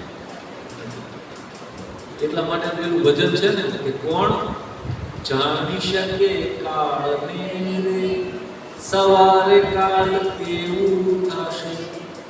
કાલ સવારે શું થશે એ પણ આપણને ખબર નથી. એટલા માટે કહે છે કે બુદ્ધિમાન મનુષ્ય કે ઘડપણ કે જુવાનીના ભરોસે નહીં રહેવું જોઈએ અને બાળપણમાં જ ભગવાનની પ્રાપ્તિ કરાવનારા સાધનોનું અનુષ્ઠાન કરવા માંડવું જોઈએ. હે ને? બાળપણમાં જ ભક્તિની શરૂઆત કરી દેવી જોઈએ. કોઈએ યુવાની કે વૃદ્ધાવસ્થાનું આધારે નહીં રહેવું જોઈએ, કારણ કે યુવાની આવશે પણ કેમ ખબર પડે. પણ આપણા સમાજમાં શું છે માન્યતા કે આ બધું તો નિવૃત્ત થાય ને ત્યારે કરવાનું હોય, હે ને? અત્યારે આ યુવાનીમાં આ બધું કરવાની જરૂર નથી. અત્યારે તો કમાવા ધમાવાની ઉંમર છે તમારી, કે કામ ધંધો કરો એવું કે વળી, પણ એને પણ આ નોલેજ છે નહીં. જ્યારથી મનુષ્યને સારા મોડાની સમજણ આવે ત્યારથી જ ભગવાનની ભક્તિની શરૂઆત કરી દેવી જોઈએ. તો આવી રીતે બધા જ બાળકોને ભગવાનની ભક્તિનું અને ભગવાનના કીર્તનના નામમાં બધાને નચાવવા પડ્યા, હે ને? અને આવી રીતે કરતા કરતા પ્રહલાદ મહારાજના જે સહપાઠીઓ હતા એને પ્રશ્ન થયો, પેલા અમે જે ટીચર પાસે ભણીએ એ ટીચર પાસે તું ભણે છો, અમે કોઈ બીજા શિક્ષકને ઓળખતા નથી, તું કોઈ બીજા શિક્ષકને ઓળખતો નથી કે મેળવો નથી, તો તારી પાસે આ બધી બુદ્ધિ ક્યાંથી આવે છે? અમને તો આવું નથી ખબર પડતી, તને આ બધી ખબર કેવી રીતે પડી જાય?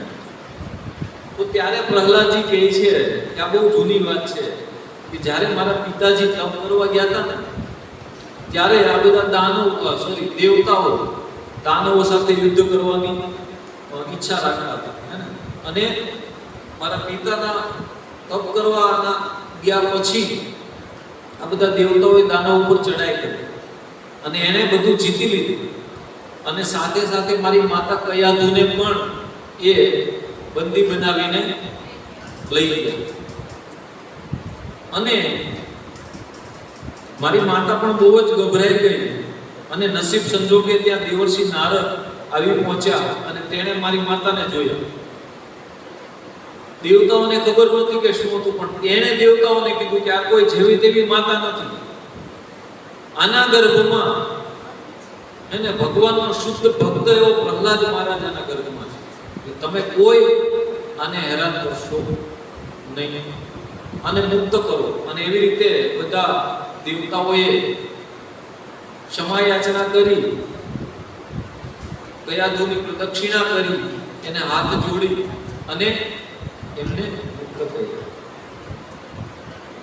અને દેવર્ષિ નારદ મારી માતાને પોતાના આશ્રમ પર લઈ ગયા અને એમને સમજાવતા મનાવતા કે બેટી, જ્યાં સુધી તારા પતિ તપ કરીને પાછા ન આવે ત્યાં સુધી તું અહીંયા આશ્રમમાં રહી શકે છે. તો આ દેવર્ષિના આશ્રમમાં જ રહેવા લાગ્યા, અને મારા પિતા પાછા ત્યાં સુધી કે જ્યાં સુધી મારા પિતા તપસ્યા કરીને પાછા ન આવ્યા ત્યાં સુધી આશ્રમમાં જ રહી ગયા. દેવર્ષિ નારદ ઘણા દયાળુ અને સર્વસમર્થ હતા, તેથી તેમણે મારી માતાને ભાગવત ધર્મનું રહસ્ય અને વિશુદ્ધ જ્ઞાન આ બંને ઉપદેશ કર્યો. અને ગર્ભમાં રહેલો હું પણ તેનું લક્ષ્ય હતું. ખાલી એની માતાને જ નહોતા જ્ઞાન આપતા, પણ મને પણ અનુલક્ષીને નારદજી જ્ઞાન આપતા. તો આ જ્ઞાન ત્યારથી મારી પાસે છે. અહીંયા કહે છે કે હું પણ તમારી સાથે જ ભણું છું, બીજા કોઈ ગુરુને મળ્યો નથી, પણ મારી પાસે રહેલું જે આ જ્ઞાન છે ભગવત જ્ઞાન એ મને નારદજી પાસેથી મળ્યું છે. અને એટલા માટે પ્રહલાદજીનું જે વક્તવ્ય સાંભળીને દૈત્ય બાળકોએ પોતે નિર્દોષ હોવાના કારણે તેમની વાત તે સમયે જ ગ્રહણ કરી લીધી. પ્રહલાદ મહારાજના ઉપદેશો સાંભળીને બધા બાળકોએ શું કર્યું? એ ઉપદેશોને ગ્રહણ કરી લીધા કે નહીં, આજથી અમે ભગવાનનું નામ લઈશું, અમે ભગવાનની ભક્તિ કરીશું, હે ને? તો આવી રીતે મન અને ઇન્દ્રિયોને વશમાં રાખનાર પ્રહલાદ મહારાજ એને વળી પાછા હિરણ્યકશિપુ પાસે લઈ જવામાં આવ્યા. કારણ કે આ બધી એક્ટિવિટી ચાલતી હતી ને, હરિબોલ ભગવાનના નામનું કીર્તન થતું હતું, ત્યારે ઓલા આવી પહોંચ્યા શિક્ષકો, બહાર ગયા હતા એ, અને એને બધું આ જોયું કે અમારા આશ્રમમાં આ હિરણ્યકશિપુનો જે વિરોધી જે શત્રુ છે એના નામનું ગુણોનું ગાન થઈ રહ્યું છે. એટલે એ ડરથી ભયભીત થઈ ગયા કે હવે અમારો આવી ગયો. એટલે એ પ્રહલાદને લઈને પહોંચ્યા ક્યાં? હિરણ્યકશિપુમાં. એ આવે પેલા અમે પોગી ગયા, અમે ફરિયાદ કરીએ, જો તમારો છોકરો આવું કરે છે, અમે કેટલું બધું શીખવીએ છીએ છતાં એ નથી શીખતો અને ભગવાનનું નામ રટણ કર્યા કરે છે. તો આવી રીતે લઈ ગયા હિરણ્યકશિપુ પાસે અને પ્રહલાદ મહારાજ બે હાથ જોડીને ઊભા રહી. વાંકમાં હતા એટલે નહીં, નમ્ર હતા એટલે. ઘણી વખત આપણે બે હાથ જોડીએ વાંકમાં હોય તો, પણ અહીંયા પ્રહલાદ મહારાજ કોઈ વાંકમાં નહોતા. પ્રહલાદ મહારાજને જ્યારે જ્યારે એના પિતાએ પૂછ્યું 3 વખત, ત્યારે એકદમ નિર્ભયતાથી અને એકદમ શાંત ચિત્તે પ્રહલાદ મહારાજે એને જવાબ આપ્યો છે અને નમ્રતાથી. તો અહીંયા પણ કહે છે કે તું મૂર્ખ, તું ઘણો ઉદંડ થઈ ગયો છે, પોતે તો નીચ છે જ, હવે અમારા કુળના બીજા બાળકોને પણ બગાડવા માંડ્યો, એને પણ તું આ જે મારો શત્રુ છે એના ગુણો એને સમજાવવા માંડ્યો છું. આજે જ હું તને યમરાજના ઘરે પહોંચાડી દઉં છું. શું કહે છે? આજે જ તારું કામ તમામ. અને કહે છે કે હું જરા જેટલો ક્રોધ કરું છું તો આ લોકપાલો બધા ભયભીત થઈ જાય છે, બધા ફફડી ઉઠે છે. અને તારી પાછળ એવું કયું પીઠબળ છે, તો તારી પાસેની કઈ શક્તિ છે કે જે શક્તિના આધારે તું મારી આજ્ઞાથી વિરુદ્ધ વર્તન કરી રહ્યો છે? મારી આજ્ઞાથી વિરુદ્ધ વર્તન કરવાનો દેવી દેવતાઓમાં પણ સામર્થ્ય નથી, બ્રહ્માજી વગેરે લોકોમાં પણ આ સામર્થ્ય નથી. તો તારા પાસે એવું કયું સામર્થ્ય છે કે જેના દ્વારા તું મારી આજ્ઞાથી વિરુદ્ધનું કાર્ય કરી રહ્યો છે? ત્યારે પ્રહલાદ મહારાજ કહે છે પોતાના પિતાને, એવું સંબોધન કરે છે, હે દૈત્યરાજ. શું કહે છે? હે પિતાશ્રી એવું નથી કહેતા, પણ હે દૈત્યરાજ. બ્રહ્માજીથી માંડીને તુચ્છ તણખલા સુધીના સૌ નાના મોટા ચર અને અચર જીવો ભગવાનના વશમાં છે. મારું અને તમારું જ નહીં, બલકે સમગ્ર સંસારના બળવાનોનું પણ બળ માત્ર ભગવાન જ છે. તેવો જ મહાપરાક્રમી અને સર્વશક્તિમાન કાળ ભગવાન જ છે. અને મને પણ તેમની જ કૃપા પ્રાપ્ત છે. શું કહે છે કે હું ભગવાનના બળે હું આ કાર્ય કરી રહ્યો છું.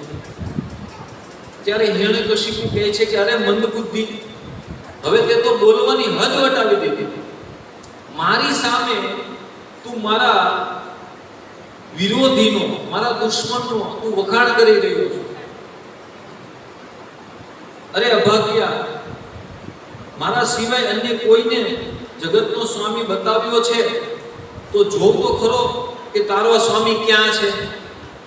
તું કહે છે ને કે બધે સર્વત્ર આ સ્વામી છે મારા, એને બધામાં વિદ્યમાન છે, આ બધાનો ચર અને અચર બધી વસ્તુના સ્વામી છે. તું કહે છે કે તે સર્વત્ર છે, તો શું આ થાંભલામાં પણ છે તો દેખાતો કેમ નથી?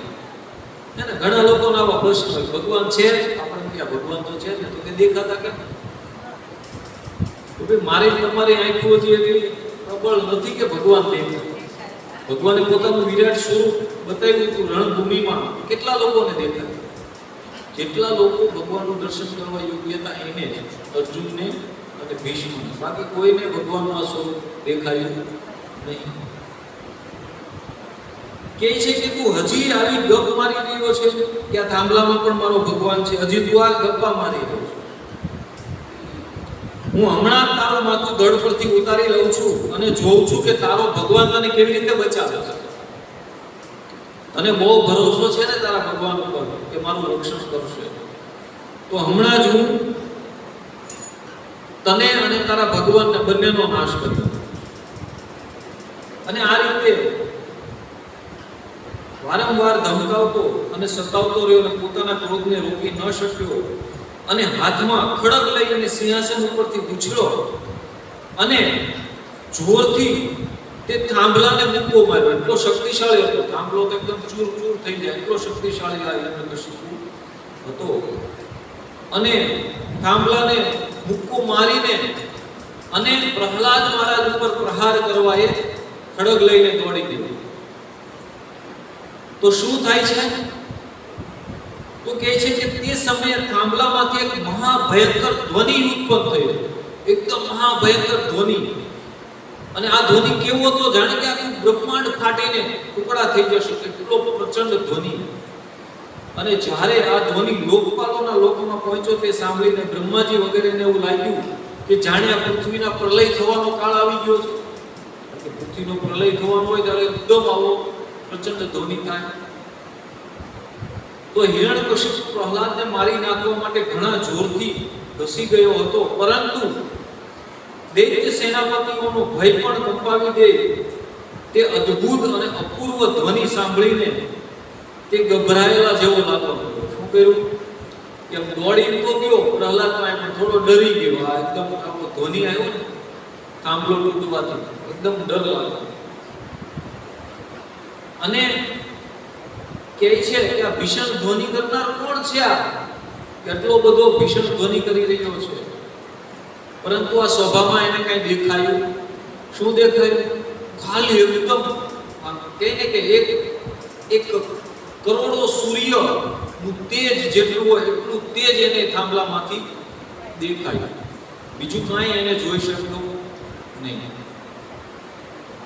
અને તે જ સમયે પોતાના સેવક પ્રહલાદની, બ્રહ્માની અને સંતાદિક ઋષિઓની વાણીને સત્ય ઠેરવવા માટે અને સમર્થ પદાર્થોમાં પોતાની વ્યાપકતા બતાવવા માટે તે સભામાં થાંભલામાંથી અત્યંત વિચિત્ર રૂપ ધારણ કરીને ભગવાન નૃસિંહ પ્રગટ થયા.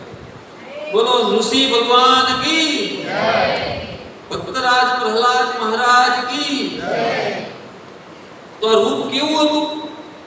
તો કે નહોતું નરનું કે નહોતું પશુ. શું બનીને આવ્યા હતા? નરસિંહ. અને અડધું શરીર નરનું હતું ને અડધું શરીર સિંહનું હતું. સિંહ. અને કે છે અહીંયા આગળ કે હિરણ્યકશિપુ ભયંકર ધ્વનિ કરનારની શોધ કરી રહ્યા હતા. એ જ સમયે એને અદ્ભુત આ તત્વ થાંભલામાંથી બહાર નીકળતું જોયું. અને હજી વિચારે છે કે ઓહો, આ તો નથી મનુષ્ય અને નથી પશુ, તો આ નરસિંહના રૂપમાં કયો અલૌકિક જીવ છે જે થાંભલામાંથી નીકળ્યો છે? અને જે સમયે હિરણ્યકશિપુ આવો તર્ક કરી રહ્યો હતો તે જ સમયે તેની સામે નરસિંહ ભગવાન સામે આવીને ઉપસ્થિત થઈ ગયા. કેવું હતું તેનું શરીર? તેની દાઢ આવે ને ઘણી વિકરાળ, સિંહની જે દાઢ હોય ને બહુ જ વિકરાળ, તીક્ષ્ણ હતી અને તલવારની જેમ ચકચકતી હતી. છરાની ધાર જેવી તીક્ષ્ણ જીભ હતી. ત્રાસા ભવાને લીધે તેનું મોઢું, તેનું મુખ ઓર ડરાવનું બની ગયું હતું. અને ખુલેલું નાક, ખુલેલું મોઢું અને પર્વતની ગુફા જેવા અદ્ભુત લાગતા હતા. અને વિશાળ શરીર, સ્વર્ગને પણ સ્પર્શે એટલું વિશાળ શરીર હતું કે જાણે સ્વર્ગને પણ સ્પર્શ કરી રહ્યું છે. મોટા મોટા નખ આયુધનું કામ કરી રહ્યા હતા. તેમનું સ્વરૂપ એટલું ભયંકર હતું કે તેમની પાસે કોઈ ફરકવાની પણ હિંમત કરી શકતું નહોતું. અને ભગવાનના જેટલા આયુધો હતા એ આયુધો દ્વારા, આયુધ એટલે કે શસ્ત્રો દ્વારા એમણે શું કર્યું કે આ જે હિરણ્યકશિપુના જેટલા અનુચરો હતા એને બધાને ભગાવી મૂક્યા. અને આ પ્રમાણે આ દૈત્યરાજ હિરણ્યકશિપુ હાથમાં ગદા લઈને નરસિંહ ભગવાન ઉપર પ્રહાર કરવાનો પ્રયાસ કર્યો. અને આવી રીતે પ્રહાર કરતા કરતા એક વખત તો છટકી ગયો, ભગવાન એને પકડી લીધો. પ્રહાર કર્યો ને પણ વળી પાછો ભગવાનના હાથમાંથી છટકી ગયો. આ બધા દેવી દેવતાઓ વળી પાછા ટેન્શનમાં આવી ગયા. આ તો ભગવાન ઉપર ભારી થઈ પડશે, ભગવાન નહીં જોવાને નહીં મારી શકે તો વળી પાછી અમારી પરિસ્થિતિ અમને ઊભી થશે. પણ આ ભગવાન આની સાથે રમત કરી રહ્યા હતા, રમાડી રહ્યા હતા. અને ઘડી તો તે સમયે બધા જ જે લોકપાલો, દેવી દેવતાઓ બધા જ વાદળમાં છુપાઈને આ યુદ્ધ જોઈ રહ્યા હતા. અને હિરણ્યકશિપુને પણ એવું જ લાગ્યું કે આમાં કઈ દમ બહુ છે નહીં, અને આપણે છટકી ગયા ને એના હાથમાંથી. વળી પાછો બમણા બળ સાથે એને પ્રહાર કર્યો. અને આ સમયે બાજની જેમ ભારે વેગથી ઉપર નીચે ઉછળતો કૂદતો એવી રીતે ઢાલ તથા તલવારના દાવપેચ બદલવા લાગ્યો કે જેના પર આક્રમણ કરવાની તક જ ન મળે. ત્યારે ભગવાને ઘણા મોટા અવાજે પ્રચંડ અને ભયંકર પ્રકાશિત કર્યું, જેનાથી હિરણ્યકશિપુ આંખું નીચાઈ ગઈ, એકદમ ડર લાગ્યો. ભગવાને ખાલી અટ્ટહાસ્ય કર્યું તો ક્યાં, અને ભગવાને તેને પકડી લીધો, દબોચી લીધો. અને પછી હિરણ્યકશિપુની ચામડી પર વ્રજના પહાડથી પણ લસરતો ન પડ્યો હતો, પણ એ અત્યારે ભગવાનના પંજામાંથી છટકવા માટે જોર જોરથી તડપડિયા મારતો હતો. જ્યારે દેવતાઓ સાથે જ્યારે યુદ્ધ કર્યું ને ત્યારે ઇન્દ્રએ વ્રજનો પ્રહાર કર્યો, પણ એનાથી પણ હિરણ્યકશિપુનો એક શું કહેવાય આપણે કહીએ હા એક પણ હા ઘસરતો પણ થયો ન હતો. પણ અહીંયા ભગવાને તરત એને પકડી લીધો અને શું કર્યું તો કે સભાગૃહના દરવાજા પાસે લઈ ગયો, નહીં અંદર અને નહીં બહાર. સમય કયો હતો? સંધ્યા સમય, નહીં દિવસ અને નહીં રાત. અને શું કર્યું? પોતાનો પગ ઊંચો કરીને પોતાના પગ ઉપર એને ધારણ કરી લીધો, નહીં નીચે અને નહીં ઉપર. અને શું કર્યું? તો પોતાના નખ વડે એને તો શું છે? નહીં શસ્ત્ર અને નહીં અસ્ત્ર. અને પોતાનું સ્વરૂપ કેવું હતું? નર અને સિંહ. આ અડધું નર અને અડધું સિંહ. તો બ્રહ્માજી ક્યારે આવી સૃષ્ટિ તો મેં રચના નથી, આ તો આપણી રચનાની બહારનું જ તત્વ છે. એને તો બ્રહ્માજીની સૃષ્ટિમાં આ નથી આવતા. એને તો બ્રહ્માજીના બધા જ વરદાનોને ખોટા પાડીને પણ શું કર્યું? એકદમ પોતાના નખ હે નરસિંહ ભગવાને હિરણ્યકશિપુની છાતીમાં ભોંકાવી દીધા અને આખું એનું શરીર ચીરી નાખ્યું. અને શું થયું? લોહીના ફુવારાઓ ઉડ્યા. અને ભગવાન એટલા ક્રોધમાં છે કે આવું બધું કરતા કરતા પણ હજી એનો ક્રોધ શાંત થતો નથી. હવે જ્યારે ભગવાન આવે ને ત્યારે લોકો શું કરે? હાર પહેરાવે, ભગવાનની સ્તુતિ કરે. અહીંયા તો કોઈ જાતું નથી, દેવી દેવતાઓ જોવે જ બધું, પણ નજીક જઈ શકતા નથી. ભગવાન કઈ કામ એવું કાર્ય કરે ત્યારે ભગવાનને હાર કરે. અહીંયા હાર પહેરાવા જાય, અહીંયા નરસિંહદેવ ભગવાન કે કોઈ હાર પહેરાવે ન પહેરાવે કાંઈ નહીં. આંતરડા કાઢીને ભગવાને પોતે આંતરડાનો હાર કરીને પોતે વીંટી લીધો પોતાના ગળામાં. એને એટલો ક્રોધ હતો એને કે આખું શરીર એનું પેલું કરી દીધું. અને આવી રીતે ક્રોધપૂર્ણ વિકરાળ આંખો, અને એ આંખો તરફ કોઈ જોઈ શકતું નહોતું ને એકદમ લપકારા મારતી જીભ, સિંહની જીભ કેવું એકદમ લપકારા હે ને. અને લોહીના છાંટાઓથી તેનું મોં અને ગરદનના વાળ લાલ થઈ ગયા હતા. અને આને મારીને જે ગળામાં આતરડીની માળા પહેરેલા સિંહ જેવા કે શોભાયમાન થતા. ભગવાનનું રૂપ એકદમ શોભાયમાન થતું હતું હે ને. અને હિરણ્યકશિપુનું કાળજું ફાડી લે અને તેને જમીન પર પડ્યું. કાળજુનું હૃદય કાઢીને એને જમીન પર પટક્યું. અને તે સમયે હજારો દૈત્યો દાનવો હાથમાં શસ્ત્ર લઈ અને ભગવાન પર પ્રહાર કરવા આવ્યા, પણ ભગવાને પોતાની ભુજારૂપી સેનાથી, લાતોથી અને નખરૂપી શસ્ત્રોથી એ બધાને ભગાડ્યું. અને આમ તો હજી બેઠા છે, પણ ભગવાનનો ક્રોધ શાંત થતો નથી. પણ હવે શાંત કરવા જાય તો બ્રહ્માજીએ સ્તુતિ કરી આવી. બ્રહ્માજીએ, રુદ્રએ, ઇન્દ્રએ, ઋષિઓએ, પિતૃઓએ, સિદ્ધોએ, વિદ્યાધરોએ, મુનુઓએ, પ્રજાપતિઓએ, ગંધર્વોએ, ચારણોએ, યક્ષોએ, કિન્પુરુષોએ, વૈતાલિકોએ, કિન્નરોએ અને ભગવાન પાર્ષદોએ પણ સ્તુતિ કરી. છતાં પણ ભગવાનનો ક્રોધ શાંત થતો. બધાની સ્તુતિ અહીંયા વિશેષ રૂપમાં આપવામાં આવી છે સરસ રીતે. પણ આ રીતે પણ સ્તુતિ કરવા છતાં પણ ભગવાનનો ક્રોધ શાંત થતો નથી. ત્યારે દેવોએ ભગવાનને શાંત કરવા માટે શું કહે છે? લક્ષ્મીજી એમના ભાઈ એને બોલે કે તમારા દેવને શાંત કરો, આ શાંત થતા નથી તો ઈ આવ્યો તો ઈ જોઈ લે કે આવું રૂપ તો આપણે ક્યારેય નથી જોયું, કે આપણે જવાનું થતું નથી અત્યારે, પછી ક્યારેક મળી લઈશું, પણ અત્યારે આ સ્વરૂપમાં આપણે જવાનું થતું નથી, તો ઈ નો ગયા. તો પછી બધા દેવી દેવતાઓએ અને બ્રહ્માજીએ કીધું પ્રહલાદને, તું જા, એના હાથમાં હાર આપ્યો કે તું જા અને તું ભગવાનને શાંત કર.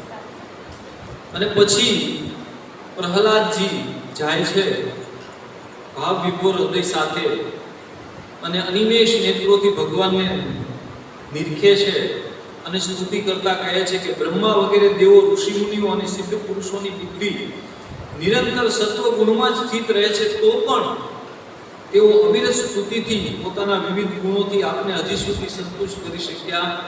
બધાએ કે તમારી સ્તુતિ કરી ભગવાન, પણ છતાં પણ તમને સંતુષ્ટ કરી શક્યા નથી.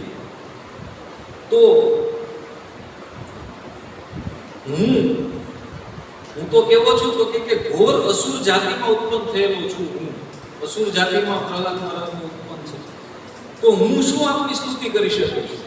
એને પણ છતાં પણ કહે છે કે હું તમારી સ્તુતિ કરવા યોગ્ય નથી, છતાં પણ હું તમને વિનવું છું, તમારી સ્તુતિ કરું છું કે તમે શાંત થો. અને આ રીતે બહુ બધી સ્તુતિ છે પ્રહલાદ મહારાજ દ્વારા. અને આગળ કહે છે કે આપ વરદાન આપનારાઓના સ્વામી છો, તો આપની પાસેથી આવી રીતે ભગવાન શાંત થાય છે. પ્રહલાદ મહારાજને ચાટવા લાગે છે. સિંહ શું કરે? પશુઓ કેવી રીતે પ્રેમ ભક્ત કરે છે? ચાટી, ગાય એના વાછરડાને ચાટે, કૂતરા, બિલાડી, તો પશુઓ અથવા પ્રાણીઓ ચાટીને પોતાનો પ્રેમ વ્યક્ત કરે. તો અહીંયા પ્રહલાદ મહારાજને ચાટવા લાગે છે ભગવાન, એકદમ ચાટી ચાટીનો ભાલ કરે છે. પ્રહલાદ મહારાજ પણ એકદમ આ ભગવાનના વહાલનું રસાસ્વાદન કરી રહ્યો છે. તો આગળ કહે છે, જો હવે પ્રહલાદનો જે ગુણ છે ને એ તમે જોજો, કે કહે છે કે આપ વરદાન આપનારાઓના સ્વામી છો, તો આપની પાસેથી હું હજી એક વરદાન પ્રાપ્ત કરવા માંગુ છું. કહે છે કે આ વિષ્ણુએ મારા ભાઈને મારી નાખ્યા એવી મિથ્યા દ્રષ્ટિ ધરાવનાર મારા પિતા, જે તમને દ્વેષ ભાવ રાખતા હતા તમારી સાથે, અને તમારી સાથે વિરોધાભાવ, તમારી સાથે દુશ્મનાવટ રાખતા હતા, અને આપની સાથે દ્રોહ કરવાને લીધે આપના અપરાધી બન્યા છે. જોકે આપની દ્રષ્ટિ પડતા તેઓ પવિત્ર થઈ ગયા છે, તો પણ હું આપને પ્રાર્થના કરું છું કે આપનો જે આ દોષ, આપનો જે અપરાધ મારા પિતા જે કર્યો છે, એમાંથી મારા પિતાને તમે મુક્તિ આપો આપના અપરાધમાંથી. શું કહે છે? જો કેટલા અનંત એના ગુણો છે, કે છતાં આટલું કષ્ટ દેવા છતાં પણ પોતાના પિતા માટે પ્રહલાદ મહારાજ કંઈક માગી રહ્યા છે ભગવાન પાસે, કે મારા પિતાનો જે અપરાધ છે એને તમે ક્ષમા કરો. તો હવે સાંભળજો ભગવાન શું કહે છે કે હે નિષ્પાપ પ્રહલાદ, તારા પિતા સ્વયં પવિત્ર થઈને તરીકે એમાં શું નવાય છે? તારા પિતા પવિત્ર થઈને આ ભવ સંસારમાંથી તરીકે એમાં કોઈ નવાઈ નથી. કારણ જો તેમની 21 પેઢીઓ પણ પિતૃઓ હોત ને, તો પણ તે સૌની સાથે તેઓ તરી જાય. કારણ કે તારા જેવો કુળને પવિત્ર કરનારો પુત્ર તેને મળ્યો છે. શું કહે છે ભગવાન? કે મારી લીધે નહીં, તારી લીધે તારા પિતા તરી જાય. અને તારા પિતા નહીં, તારા પિતા જેવા 21 કુળના જે તારા પિતૃઓ હોય ને, જે બધા તારા પિતા જેવા છે, એ પણ લોકો તરી જાય. કોના લીધે? તો કે તારી જેવો ભક્ત પુત્ર એના કુળમાં ઉત્પન્ન થયો છે, એટલા માટે. અને વિચાર કરો કે ભક્તની કેટલી મહિમા ભગવાન ગાઈ રહ્યા છે, હે ને? કે આ ભક્તની મહિમા છે, તારી જેવો ભક્તની મહિમા છે કે તારી 21 પેઢીનું તારણ તું કરી શકે છે. તો આવી રીતે નરસિંહ ભગવાન એમને આશીર્વાદ આપે છે અને આદેશ પણ આપે છે કે તું અમુક વર્ષો સુધી પૃથ્વી પર તું શાસન કર, પ્રહલાદ મહારાજ. અને બ્રહ્માજીને પણ ઠપકો આપે છે. બ્રહ્માજીને પણ સાઈડમાં બોલાવે, આવી જાવ તો બધું કામ છે થોડું. તો સાઈડમાં લઈ જઈને એને પણ ઠપકો આપે છે કે આવી રીતે જોયા જાણ્યા વિચાર્યા વગરના તમે વરદાન ન આપો. કહે છે કે બ્રહ્માજી તમે દૈત્યોને આવું વરદાન આપ્યા કરશો નહીં, જેવો સ્વભાવથી જ ક્રૂર છે તેમને આપેલું વરદાન સાપને દૂધ પીવડાવવા જેવું છે. આપણે સાપને દૂધ પીવડાવીએ શા માટે? એનું ભલું કરવા, બિચારાને પોષણ મળે. પણ એ દૂધ પીને શું કરશે? આપણને ડંખ મારશે. તો એ કહે છે કે તમે એને વરદાન આપીને ઓર બળવાન બનાવી રહ્યા છો, પણ એ અહિત કરવા વાળો છે. તો એવું કરવું જોઈએ નહીં. તો બ્રહ્માજીને પણ ઠપકો આપે છે. તો બહુ જ વિસ્તારથી છે. જો કોઈના ઘરે ભાગવતમ હોય તો વિસ્તારથી આ કથાને વાંચજો. બહુ જ આનંદમય છે કથા, બહુ જ આનંદ આપનારી છે. વિઘ્ન વિનાશક નરસિંહદેવ ભગવાન કી જય. ભક્તરાજ શિરોમણિ પ્રહલાદ મહારાજ કી જય. શ્રીલ પ્રભુપાદ કી જય. પિતાય ગૌર પ્રેમાનંદ. કોઈ પ્રશ્ન હોય તો પૂછી શકે છે. 2-5 મિનિટમાં ફટાફટ.